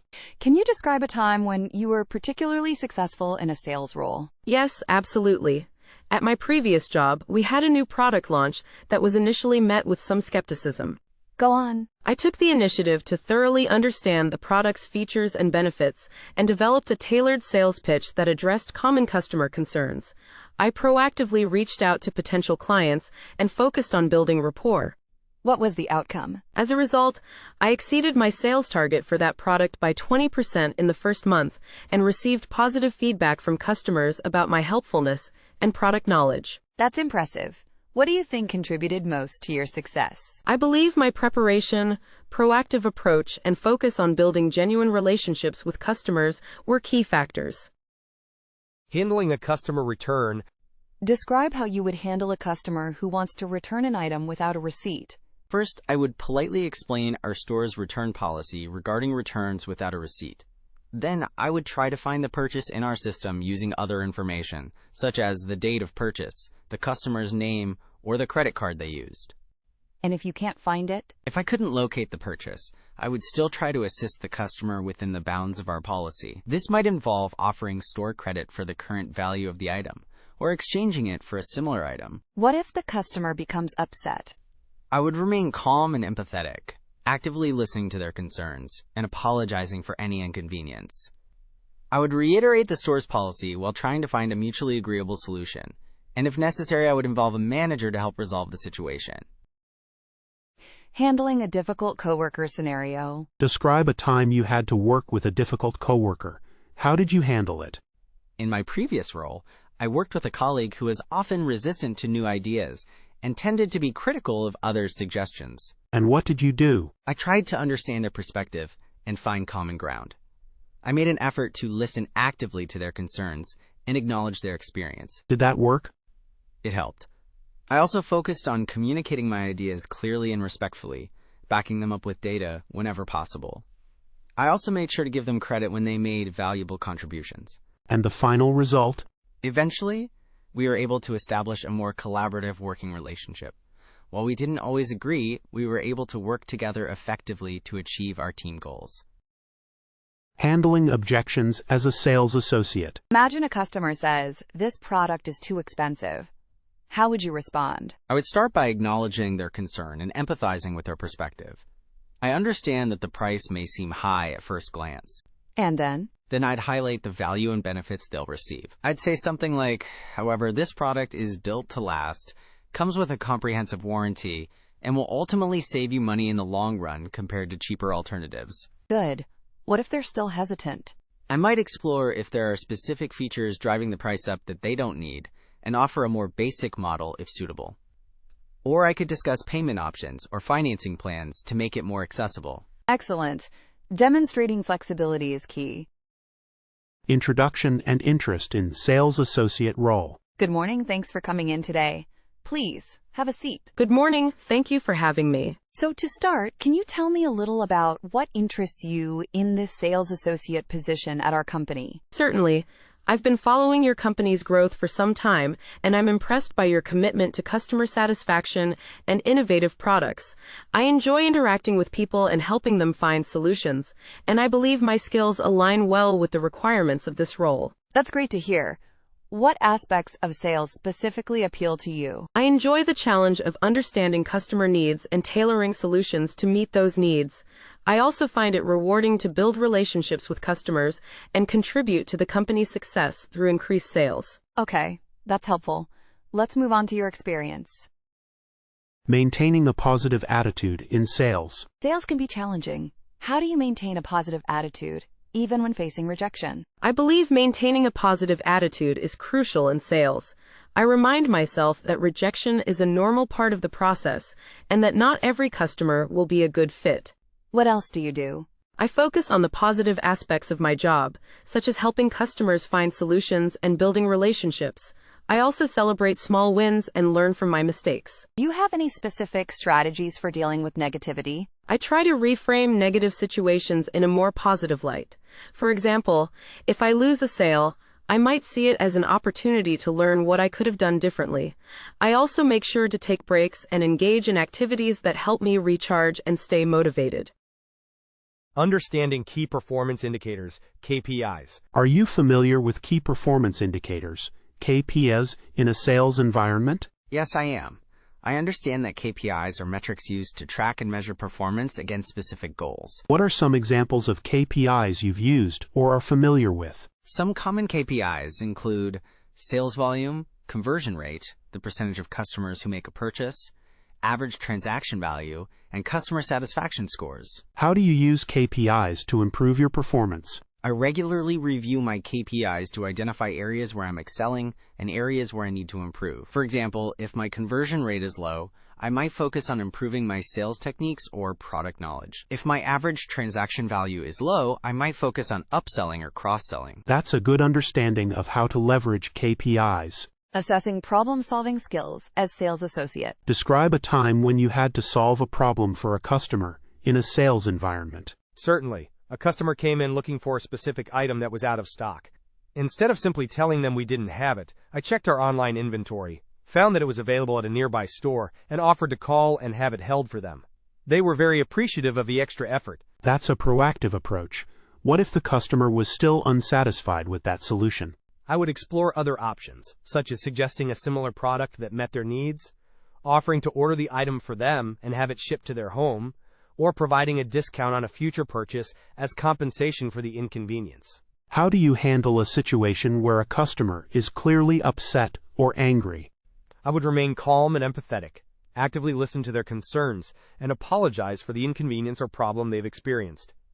I would focus on finding a solution that satisfies them and de-escalates the situation. What if you couldn't resolve the issue yourself? I would escalate the issue to a supervisor or manager, providing them with all the relevant information and context, and ensuring that the customer's concern is addressed promptly and effectively. Candidates' approach to learning new products. How do you typically approach learning about new products or services that you'll be selling? I start by thoroughly reviewing any training materials provided, such as product manuals or online resources. I also like to get hands-on experience with the products whenever possible. What kind of questions do you ask to deepen your understanding? I ask about the product's key features and benefits, its target audience, and any potential drawbacks. I also inquire about common customer questions or concerns and how to address them effectively. How do you stay up to date with new product developments? I subscribe to industry newsletters, follow relevant blogs and social media accounts, and attend product demonstrations or webinars whenever possible. How would you explain a complex product feature to a customer who isn't technically savvy? I would use simple, easy-to-understand language, avoiding technical jargon. I would focus on the benefits of the feature and how it solves a specific problem for the customer. Candidates' approach to upselling and cross-selling. Are you familiar with the concepts of upselling and cross-selling? Yes, I am. Upselling involves encouraging customers to purchase a more expensive or premium version of the product they're interested in, while cross-selling involves recommending complementary products or services that enhance their purchase. Can you give me an example of how you've used upselling or cross-selling in the past? Certainly. When a customer was purchasing a laptop, I would recommend a laptop bag, a wireless mouse, and a software suite to enhance their overall experience. I would explain the benefits of each item and how they would complement their laptop purchase. How do you know when it's appropriate to upsell or cross-sell? It's important to be subtle and avoid being pushy. I try to identify the customer's needs and preferences and then recommend products or services that genuinely benefit them. I also pay attention to their body language and cues to gauge their interest. What if a customer declines your upselling or cross-selling suggestion? I would respect their decision and avoid pressuring them further. I would simply say something like, "No problem at all. Just wanted to let you know about those options in case you were interested." Candidates' experience with point-of-sale (POS) systems. Do you have any experience using point-of-sale (POS) systems? Yes, I do. In my previous role at previous company, I used POS system name extensively for processing transactions, managing inventory, and generating sales reports. What specific functions were you responsible for using the POS system? I handled everything from ringing up sales and processing payments to issuing refunds and exchanges. I also used it to track inventory levels, manage customer accounts, and generate daily sales reports. Are you comfortable learning new POS systems if needed? Absolutely. I'm a quick learner and I'm confident that I can adapt to any new POS system with proper training.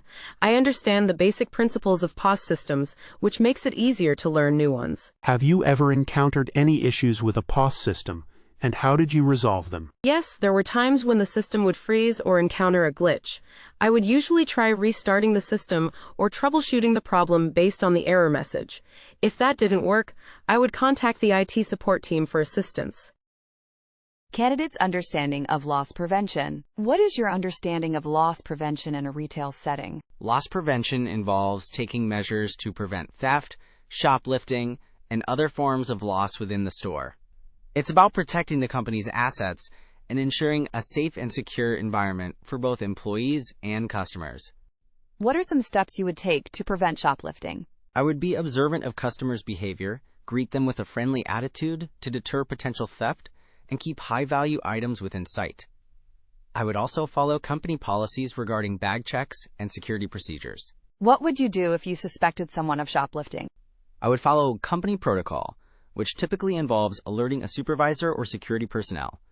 I would avoid directly confronting the suspect myself, as that could potentially escalate the situation. How important is it to maintain a clean and organized store environment for loss prevention? It's very important. A clean and organized store makes it easier to spot suspicious activity and reduces the likelihood of merchandise being misplaced or stolen. It also creates a more professional and welcoming atmosphere for customers. Candidates' understanding of visual merchandising. How important do you think visual merchandising is in a retail environment? I think it's extremely important. Effective visual merchandising can attract customers, highlight key products, and create a positive shopping experience. What are some elements of good visual merchandising? Some key elements include creating eye-catching displays, using color and lighting effectively, maintaining a clean and organized store layout, and regularly updating displays to reflect seasonal trends or promotions. Have you had any experience with creating or maintaining visual displays? In my previous role, I assisted with setting up and maintaining product displays. I learned how to arrange products in an appealing way, use signage to highlight key features, and ensure that displays were always clean and well-stocked. How would you describe your personal style when it comes to visual merchandising? I prefer a clean, organized, and visually appealing style that focuses on highlighting the product's key features and benefits. I believe in creating displays that are both informative and aesthetically pleasing. Discussing candidates' understanding of customer needs. How do you determine what a customer is looking for when they enter the store? I start by greeting them with a friendly and welcoming attitude. Then, I observe their body language and what they're looking at.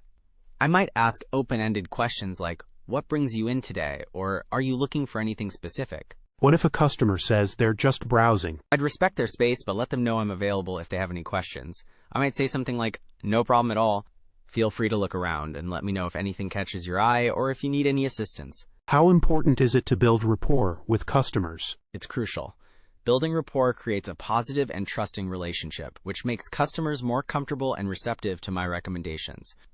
It also increases the likelihood of them returning to the store in the future. What techniques do you use to build rapport? I try to find common ground, actively listen to their interests and concerns, and show genuine empathy. I also use humor appropriately and maintain a positive and enthusiastic attitude. Discussing sales associate strengths. So, tell me, What do you consider to be your greatest strengths that would make you a successful sales associate? I believe my communication and interpersonal skills are my strongest assets. I'm good at building rapport quickly and understanding customer needs. Can you give me an example of a time you used those skills to achieve a positive outcome? Certainly. In my previous role at previous company, I had a customer who was unsure about which product to choose. I asked clarifying questions, actively listened to their concerns, and recommended a product that perfectly suited their needs. They were so pleased they left a positive review mentioning my name. That's a great example. What about your ability to handle pressure during busy periods? I thrive in fast-paced environments. I prioritize tasks, stay organized, and maintain a calm and positive attitude, even when things get hectic. And how do you stay motivated when facing sales targets? I see sales targets as challenges to overcome. I break them down into smaller, manageable goals and celebrate small victories along the way. I also enjoy the competitive aspect of sales and strive to consistently improve my performance. Exploring candidates' motivation for sales. What specifically motivates you about working in a sales environment? I'm motivated by the opportunity to help people find solutions to their needs and problems. I enjoy the challenge of understanding their perspective and connecting them with the right products or services. And what do you find rewarding about closing a sale? The most rewarding part is knowing that I've made a positive impact on the customer's experience. It's satisfying to see them happy with their purchase and confident that they've made the right decision. How do you handle situations where you're not able to close a sale? I see it as an opportunity to learn and improve. I analyze what went wrong, identify areas where I could have done better, and use that knowledge to refine my approach in the future. That's a good attitude. What are your long-term career goals in sales? I'm eager to develop my sales skills and eventually take on a leadership role, perhaps as a sales manager or team lead. I'm committed to continuous learning and growth within the sales field. Quick phone screen for sales associate role. Hi, candidate name. This is interviewer name from company name. Do you have a few minutes to chat about the sales associate position? Yes, I do. Thank you for calling. Great. Briefly, what interests you in sales and specifically this role at company name? I enjoy connecting with people and helping them find solutions. I've been following company name's work in industry for some time and admire your commitment to company value. That's good to hear. Are you comfortable working weekends and evenings? Yes, I am flexible with my schedule and understand that retail often requires weekend and evening availability. Excellent. What are your salary expectations for this role? Based on my research and experience, I'm looking for something in the range of salary range. Okay, thanks. We'll be in touch soon regarding the next steps. Have a good day. Assessing adaptability to new products. We regularly introduce new products. How do you approach learning about new products and services? I enjoy learning about new products. I start by reading all available materials, like product manuals and training guides. I also like to try the products myself to get a first-hand understanding of their features and benefits. How do you stay updated on product knowledge? I actively participate in training sessions, read industry publications, and ask questions of my colleagues and managers. I also make a point of visiting the company website and staying informed about new updates and promotions. How quickly do you typically feel comfortable explaining a new product to a customer? I aim to be confident within a few days. I focus on understanding the key features and benefits that are most relevant to customers. I also practice explaining the product to colleagues to refine my delivery. What if a customer asks a question you don't know the answer to? I would never guess. I would politely admit that I don't know the answer, but assure them that I will find out for them. Then I would quickly consult with a colleague or manager to get the correct information. Assessing enthusiasm and passion for sales. What excites you most about working in sales, specifically in a retail environment? I enjoy the opportunity to connect with people, understand their needs, and help them find the perfect products. I find it rewarding to create a positive shopping experience and build lasting relationships with customers. What aspects of this particular sales associate role are most appealing to you? I'm drawn to the company's commitment to customer satisfaction and its reputation for providing high-quality products. I'm also excited about the opportunity to learn and grow within a dynamic and supportive team. How do you maintain your enthusiasm throughout the day, even during slower periods? I focus on staying positive and proactive. I use slower periods to restock shelves, organize displays, and connect with my colleagues. I also remind myself of the impact that I can have on each customer who walks through the door. How do you handle rejection or negative feedback from customers? I view rejection as a learning opportunity. I try to understand the customer's perspective, identify areas where I could have improved, and use that feedback to refine my approach in the future. Assessing knowledge of sales techniques. What sales techniques are you most familiar with, and which do you find most effective? I'm familiar with various techniques like upselling, cross-selling, and suggestive selling. I find that understanding the customer's needs and then offering relevant suggestions is the most effective. Can you explain the difference between upselling and cross-selling? Upselling involves persuading a customer to purchase a more expensive or upgraded version of the item they're interested in. Cross-selling is suggesting complementary products or services that enhance their original purchase. Give me an example of how you might use cross-selling in this role. If a customer is buying a new laptop, I might suggest a laptop bag, a wireless mouse, or a software package to enhance their experience. How do you determine which technique to use with a particular customer? By actively listening to their needs and observing their buying habits, I try to tailor my approach to each individual customer. Determining long-term career goals. Where do you see yourself in 3 to 5 years? How does this sales associate role fit into your long-term career goals? In 3 to 5 years, I hope to have developed strong sales skills and a deep understanding of the retail industry. I'm interested in potentially moving into a leadership role, such as a team lead or assistant manager. And how does this role contribute to those goals? This sales associate role provides me with the opportunity to gain hands-on experience in sales, customer service, and teamwork.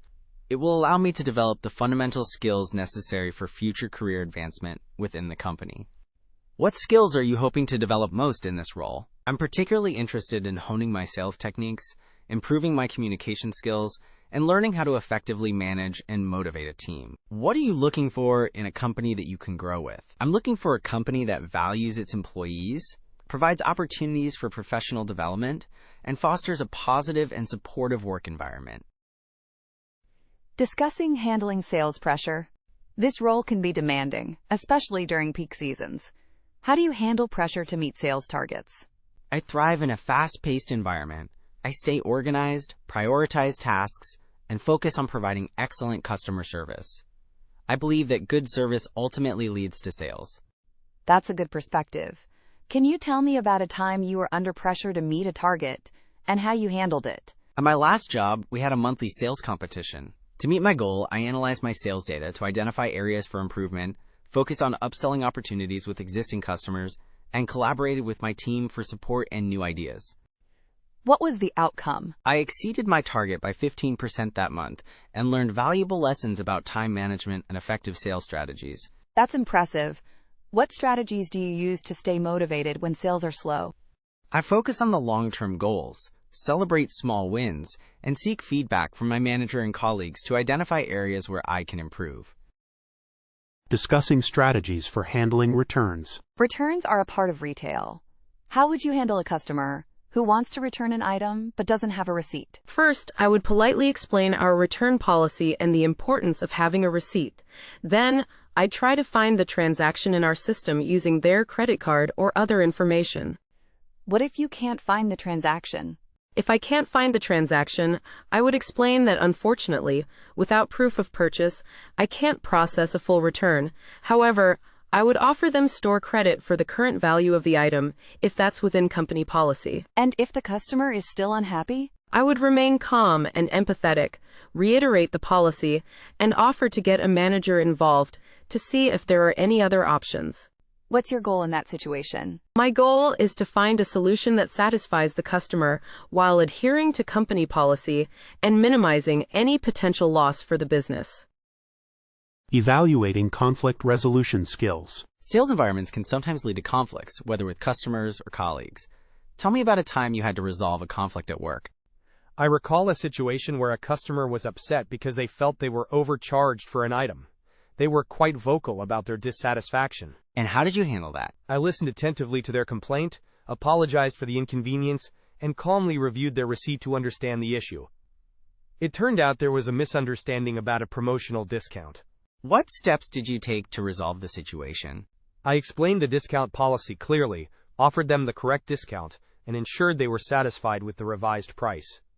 I also offered a small additional discount as a gesture of goodwill.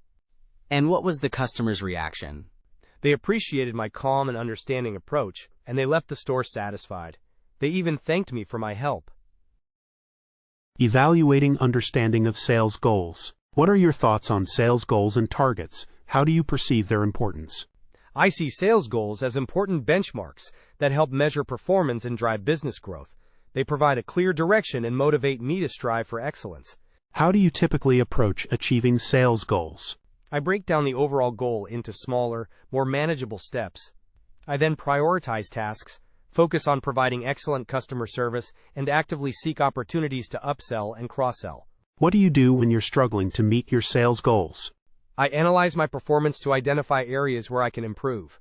I also seek feedback from my manager and colleagues, and I'm open to trying new strategies and techniques. How do you stay motivated when facing challenges in reaching sales targets? I remind myself of the bigger picture, celebrate small wins, and focus on the positive impact that I can have on customers and the business. Exploring candidates' sales philosophy. Thanks for coming in. Let's start with your overall sales philosophy. How do you approach connecting with customers? I believe in building rapport first, understanding their needs, and then presenting solutions that genuinely benefit them, not just pushing a product. That's a customer-centric approach.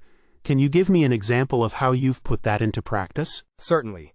At my previous role, a customer seemed overwhelmed. Instead of immediately showing products, I asked about their needs and what they were looking for. It turned out they were buying a gift and felt lost. By understanding that, I could offer tailored suggestions. And what was the result? They purchased a gift and were very grateful for the personalized service.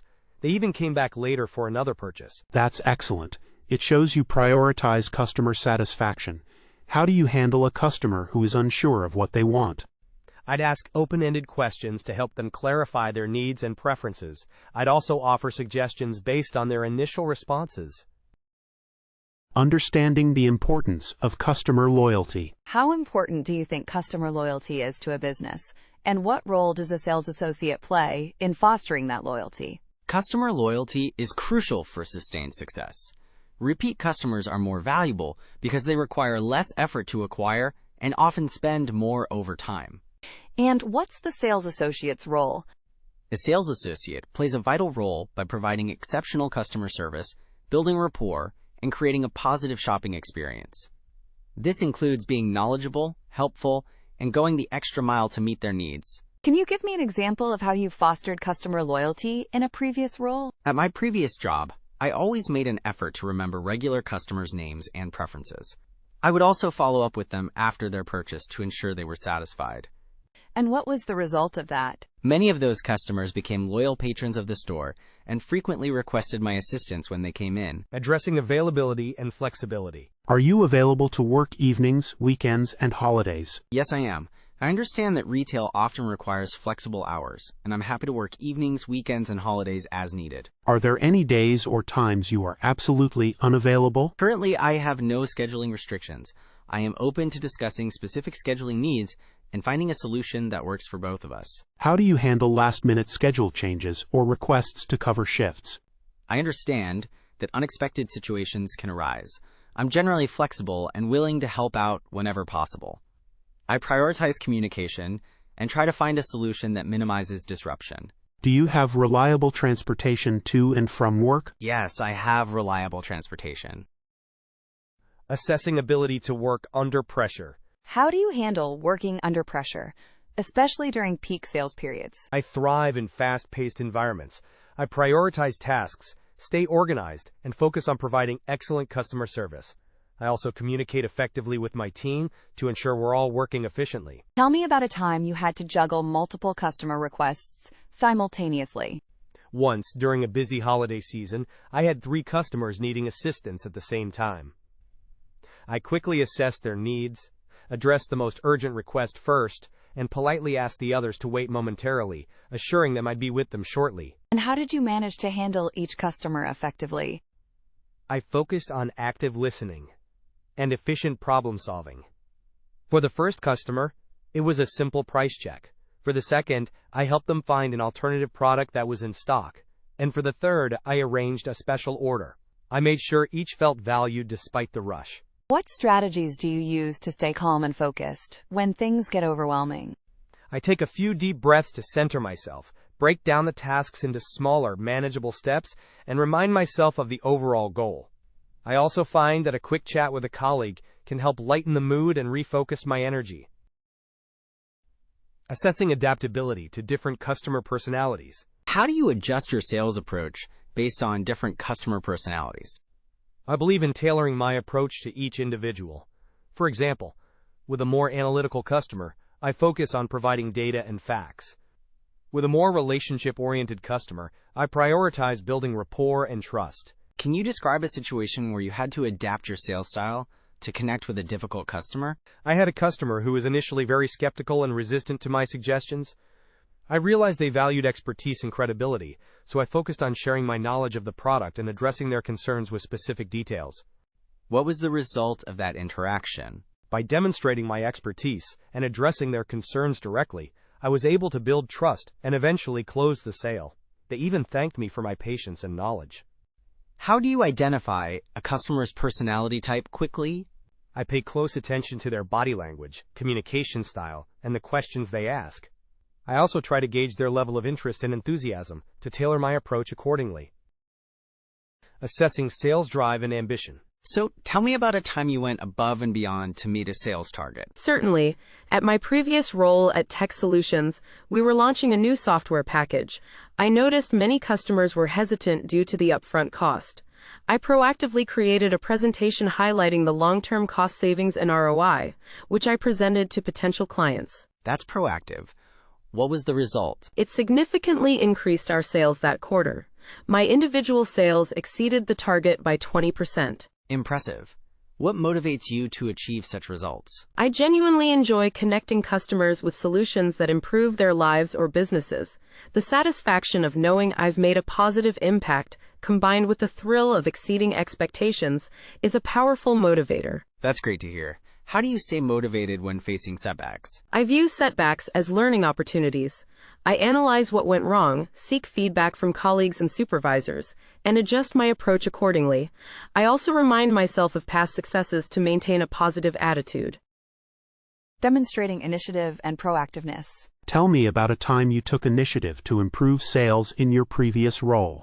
In my previous role, I noticed that our displays were not effectively showcasing our new product line. I took the initiative to redesign the displays, creating a more visually appealing and informative presentation. What steps did you take to redesign the displays? I researched best practices for visual merchandising, analyzed customer traffic patterns, and collaborated with my colleagues to gather feedback. I then created a detailed plan for the new displays and implemented it with their help. And what was the outcome of your initiative? The redesigned displays significantly increased customer engagement and resulted in a 15% increase in sales for the new product line. How do you stay informed about new products and industry trends? I regularly read industry publications, attend training sessions, and network with other professionals in the field. I also make sure to stay up to date on the latest product releases and features. Evaluating communication and interpersonal skills. Describe your communication style when interacting with customers. I aim to be clear, concise, and empathetic. I actively listen to understand their needs and tailor my communication to their individual preferences. I also prioritize building rapport and establishing trust. Can you give me an example of when you successfully diffused a tense situation with a customer? Yes, a customer was upset about a delayed delivery. I listened patiently to their concerns, apologized sincerely, and offered a partial refund and expedited shipping on their next order. I also kept them updated on the delivery status. And what was the outcome? The customer appreciated the proactive communication and resolution. They ended up becoming a loyal customer. How do you handle communicating complex product information to someone who isn't tech-savvy? I avoid using jargon and break down the information into simple, easy-to-understand terms. I use analogies and real-world examples to illustrate the benefits and address any concerns they may have. I also encourage them to ask questions. Evaluating problem-solving skills in a sales context. Describe a time when you had to think outside the box to close a sale. At my previous job, a customer wanted a specific model of a refrigerator that was out of stock. Instead of just saying we didn't have it, I researched similar models with comparable features and found one that was on sale. What did you do next? I presented the alternative to the customer, highlighting the similar features and the added benefit of the sale price. I also offered a free extended warranty to sweeten the deal. And were you successful?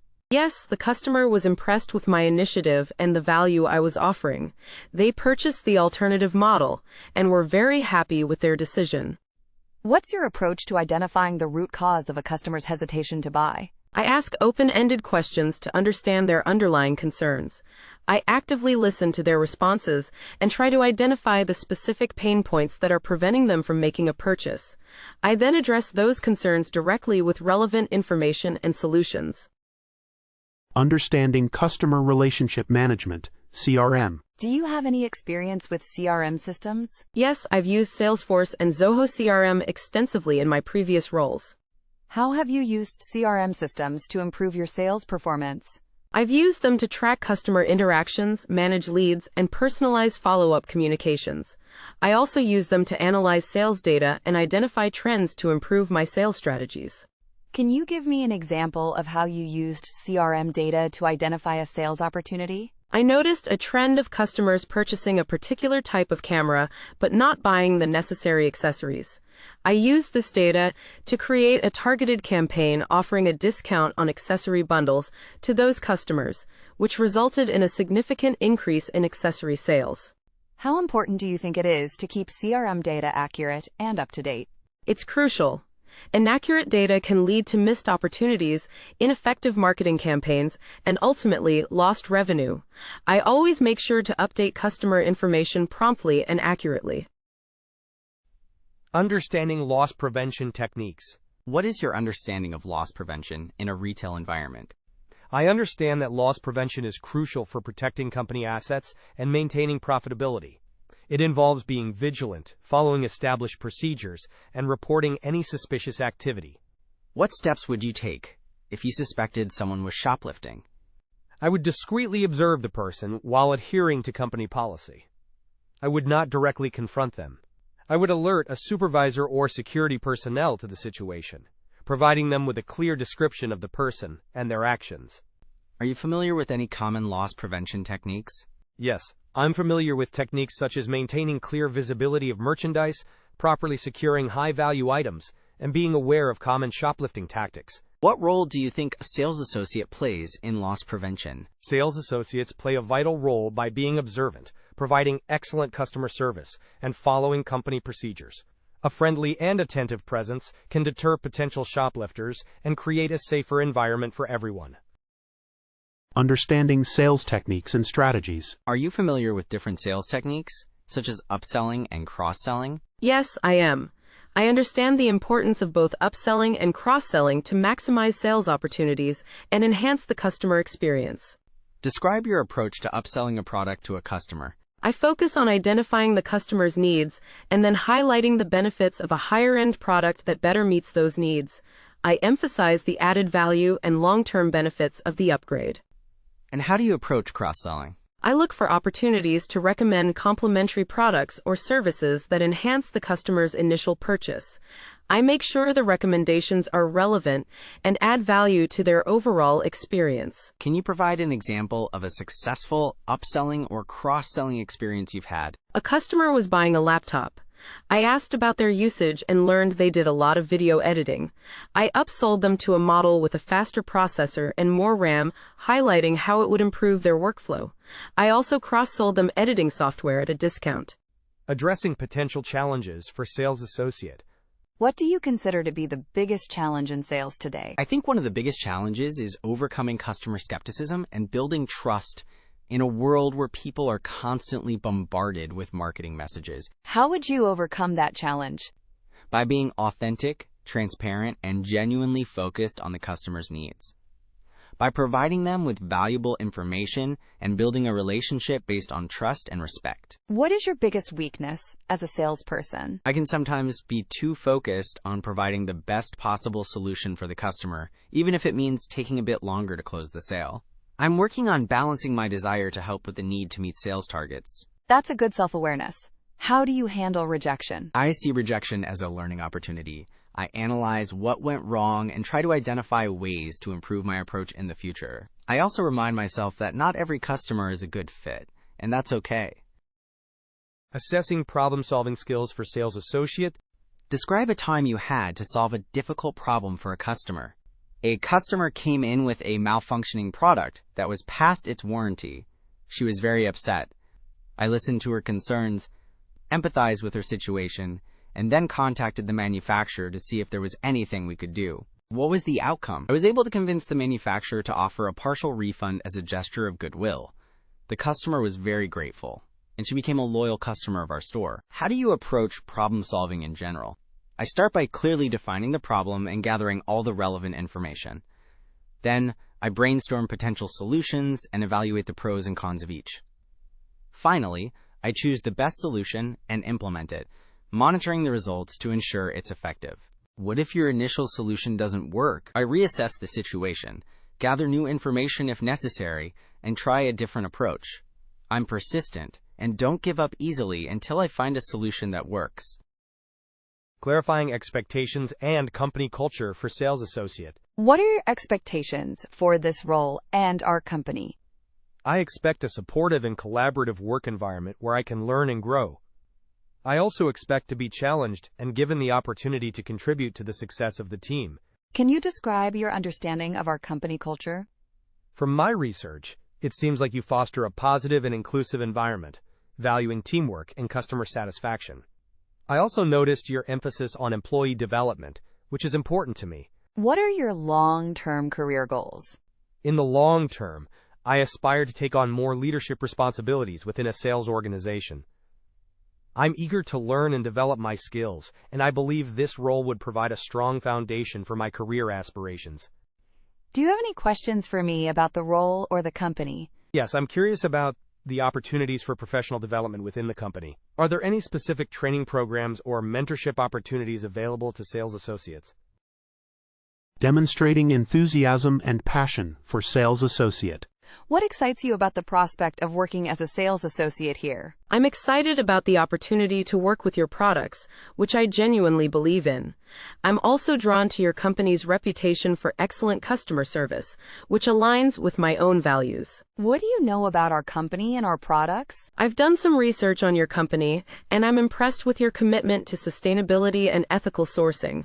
I'm also familiar with your product line, particularly mention a specific product, which I think is innovative and well-designed. Why are you passionate about sales? I'm passionate about sales because I enjoy connecting with people and helping them find solutions that improve their lives. I also enjoy the challenge of exceeding expectations and contributing to the success of a team. How would you describe your work ethic? I'm a hard worker and I'm always willing to go the extra mile to get the job done. I'm also reliable, responsible, and committed to providing excellent customer service. Discussing availability and scheduling for sales associate. Are you flexible with your availability? Yes, I am. I understand that retail requires working evenings, weekends, and holidays, and I'm willing to work those shifts as needed. Are there any days or times you are unavailable? I have no major conflicts, but I do have a class on Tuesday evenings from 6 to 8 p.m. I am happy to adjust if needed, but wanted to be upfront. That's good to know. How many hours per week are you looking to work? I'm looking for a full-time position, so around 40 hours per week. Do you have reliable transportation to and from work? Yes, I do. I have a car and a valid driver's license. Discussing sales goals and motivation for sales associate. This role involves meeting specific sales targets. How do you typically approach achieving your goals? I break down large goals into smaller, manageable tasks with deadlines. I track my progress regularly and adjust my strategies as needed. I also find that visualizing success helps me stay motivated. That's a good strategy. How do you stay motivated when you're not meeting your goals? I analyze what went wrong and identify areas for improvement. I also seek feedback from my manager and colleagues. It's important to learn from setbacks and use them as opportunities to grow. That's a mature perspective. What motivates you in a sales environment? I'm motivated by helping customers find solutions that meet their needs. I also enjoy the challenge of exceeding expectations and contributing to the overall success of the team. How do you handle the pressure of sales targets? I thrive under pressure. I see it as an opportunity to push myself and achieve more. I stay organized, prioritize tasks, and maintain a positive attitude. Discussing sales strategies and techniques for sales associate. Are you familiar with any specific sales strategies or techniques? Yes, I'm familiar with several, including the consultative selling approach, where you focus on understanding the customer's needs and offering tailored solutions. I also understand the importance of upselling and cross-selling to increase revenue. Can you give me an example of when you successfully upsold or cross-sold a product? Certainly. When a customer was purchasing a laptop, I asked about their needs and discovered they frequently traveled. I then suggested a laptop bag with extra padding and a longer warranty, which they ended up purchasing. How do you stay up to date on the latest sales techniques and trends? I read industry publications, attend webinars and workshops, and network with other sales professionals. I also try to learn from my own experiences and adapt my strategies accordingly. How important is product knowledge to a sales strategy? Extremely important. Without thorough product knowledge, it's impossible to effectively address customer questions and concerns, and to suggest the right products to meet their needs. Exploring customer relationship building for sales associate. Building relationships with customers is crucial. Can you describe your approach to building rapport? I start by being genuinely interested in the customer and their needs. I actively listen, ask open-ended questions, and find common ground. I also make sure to follow up with them after the sale. What do you do to maintain customer relationships after the initial sale? I send thank you notes, follow up with them to ensure they're satisfied with their purchase, and offer ongoing support. I also try to stay in touch through email or social media, sharing relevant information and updates. How do you handle a situation where a customer is unhappy with a product or service? I listen to their concerns empathetically and apologize for the inconvenience. I then try to find a solution that meets their needs, whether it's a refund, exchange, or repair. I always aim to turn a negative experience into a positive one. Good.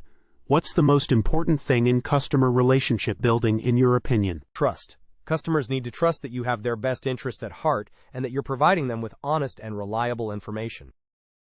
Initial interview. Assessing sales aptitude for sales associate. Thanks for coming in today.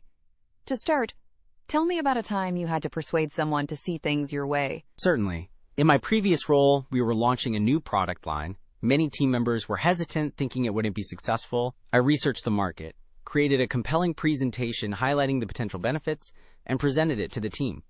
I addressed their concerns with data and a clear strategy. And what was the result? The team was convinced and supported the launch. The product line ended up being very successful, exceeding initial sales projections. That's excellent. This role requires a proactive approach to sales. How would you describe your approach? I believe in understanding the customer's needs first. I listen actively, ask clarifying questions, and then tailor my recommendations to their specific situation. I also focus on building rapport and trust. Good. We value that approach here. What are you looking for in a sales role? I'm looking for a challenging environment where I can learn and grow, contribute to a team, and make a real impact on sales performance. Understanding the retail environment for sales associate. What are your thoughts on working in a fast-paced retail environment? I enjoy it. I thrive in environments that require me to be adaptable and quick on my feet. I find it stimulating and rewarding to be constantly interacting with customers and solving problems. How do you handle multiple customer requests simultaneously? I prioritize based on urgency and importance. I make sure to acknowledge each customer and let them know I'll be with them shortly. I also try to delegate tasks to other team members when possible. This role involves maintaining the appearance of the sales floor. How do you feel about that? I understand that a clean and organized sales floor is essential for creating a positive customer experience. I'm happy to contribute to maintaining the appearance of the store. What's your understanding of visual merchandising? It's about presenting products in an appealing way to attract customers and encourage sales. This includes things like creating attractive displays, using signage effectively, and ensuring that products are well organized and easy to find. Adapting to different customer personalities as sales associate. How would you adapt your sales approach when dealing with different customer personalities, such as a very decisive customer versus a more hesitant one? With a decisive customer, I would be direct and efficient, focusing on the key features and benefits they are likely interested in. I wouldn't waste their time with unnecessary details. And with a hesitant customer? With a hesitant customer, I would be patient and understanding. I would take the time to answer all their questions thoroughly and address any concerns they might have. I would also offer reassurance and support to help them make a confident decision. Do you have an example of when you've had to adapt your style? Yes, I once had a customer who was very detail-oriented and wanted to know everything about the product specifications. I spent extra time researching and providing him with all the information he needed, which ultimately led to a sale. That shows good adaptability. It's important to tailor your approach to each individual. Demonstrating initiative as a sales associate. Can you give me an example of a time you took initiative in a sales role? Certainly. At my previous job, I noticed that our display of seasonal items wasn't very appealing. It was tucked away in a corner. And what did you do? I redesigned the display, moving it to a more prominent location near the entrance and making it more visually appealing with better lighting and arrangement. What was the result? Sales of those seasonal items increased by 20% that week. My manager was very pleased and implemented similar changes in other departments. That's a great example of identifying a problem and taking action to solve it. Demonstrating knowledge of visual merchandising principles for sales associate.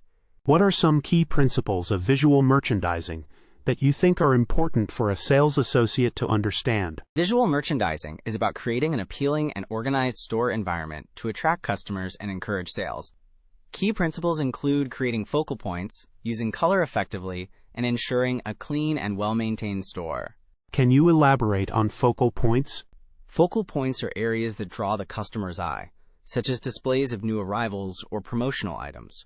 They should be strategically placed to guide customers through the store. How does color play a role? Color can be used to create a mood or highlight specific products. Complementary colors can be used to create visual interest, while contrasting colors can draw attention to specific areas. How do you ensure a clean and well-maintained store? By regularly tidying up displays, removing clutter, and ensuring that all products are properly labeled and priced. A clean and organized store creates a more positive shopping experience for customers. Describing your approach to building customer relationships as sales associate. How do you approach building relationships with customers? I believe in genuine interaction and active listening. I try to understand their needs and offer tailored solutions, rather than just pushing products. Can you give me an example? Once, a customer came in looking for a gift but wasn't sure what to get. I asked about the recipient's interests and hobbies and then suggested a product they hadn't considered. They were very grateful for the personalized recommendation. So personalization is key? Yes, and also following up after the sale to ensure they are satisfied. A simple thank you note or email can go a long way. That's a great way to foster customer loyalty. Describing your understanding of upselling and cross-selling for sales associate. Can you explain the difference between upselling and cross-selling and give me an example of each? Upselling is persuading a customer to purchase a more expensive or upgraded version of the product they are already interested in. For example, suggesting a laptop with more memory. And cross-selling? Cross-selling is suggesting complementary products or accessories that enhance the original purchase. For example, offering a printer and paper when someone buys a computer. How do you determine when to upsell or cross-sell? By listening to the customer's needs and identifying opportunities to provide additional value. It's important to be genuine and not pushy. What's the goal of upselling and cross-selling? To increase the overall sales value and enhance the customer's experience by providing them with the products they need to get the most out of their purchase. Handling a customer complaint regarding product quality as sales associate. A customer is upset because the product they bought is faulty. How would you handle the situation? First, I would listen attentively and empathetically to their complaint, acknowledging their frustration and apologizing for the inconvenience. What's next? I would then try to understand the specific issue with the product and gather all the necessary information, such as the date of purchase and the product model. Okay, and how do you resolve it? Depending on the company's policy, I would offer a solution, such as a replacement, a repair, or a refund. I would also make sure to follow up with the customer to ensure they are satisfied with the resolution. What if the customer is still very angry? I would remain calm and professional and try to de-escalate the situation by offering further assistance or escalating the issue to a supervisor if necessary. The key is to find a resolution that satisfies the customer while adhering to company policy. Handling a price objection as a sales associate. Let's say a customer says, "This is too expensive." How would you respond? I would start by acknowledging their concern and validating their feelings. Something like, "I understand that the price is a consideration." Okay, and then what? I would then focus on the value they are receiving for the price, highlighting the features, benefits, and quality of the product. Good.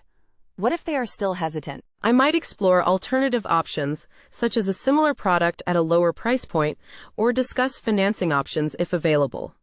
I would also try to understand what specifically they find expensive. That's a comprehensive approach.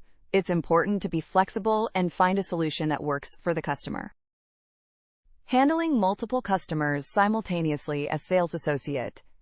In a busy retail environment, you might have to juggle multiple customers at once. How would you prioritize and manage your time effectively? I would start by acknowledging each customer's presence, even if I can't assist them immediately. A simple, "I'll be with you in a moment," can go a long way. Then what? I would assess their needs and prioritize based on urgency. For example, someone who needs help finding a specific item might take precedence over someone who is just browsing. How do you ensure each customer feels valued? By giving each customer my full attention when I am with them, even if it's just for a few minutes. I would also make sure to apologize for any delays and thank them for their patience. Good. Prioritization and clear communication are key. Understanding sales performance metrics for sales associate. Can you describe your understanding of common sales performance metrics, like conversion rate or average transaction value? Yes, I understand that conversion rate tracks how often leads become customers.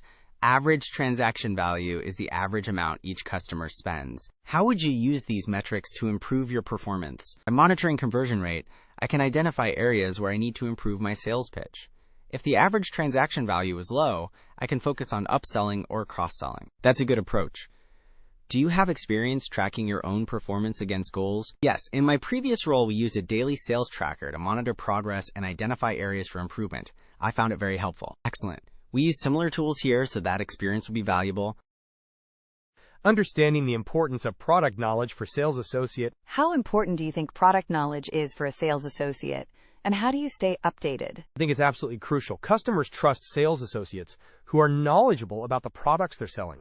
How do you ensure you're knowledgeable? I actively seek out information about new products, read product manuals, and ask questions of more experienced colleagues. I also try to use the products myself whenever possible. That's a proactive approach. What if you encounter a question you can't answer?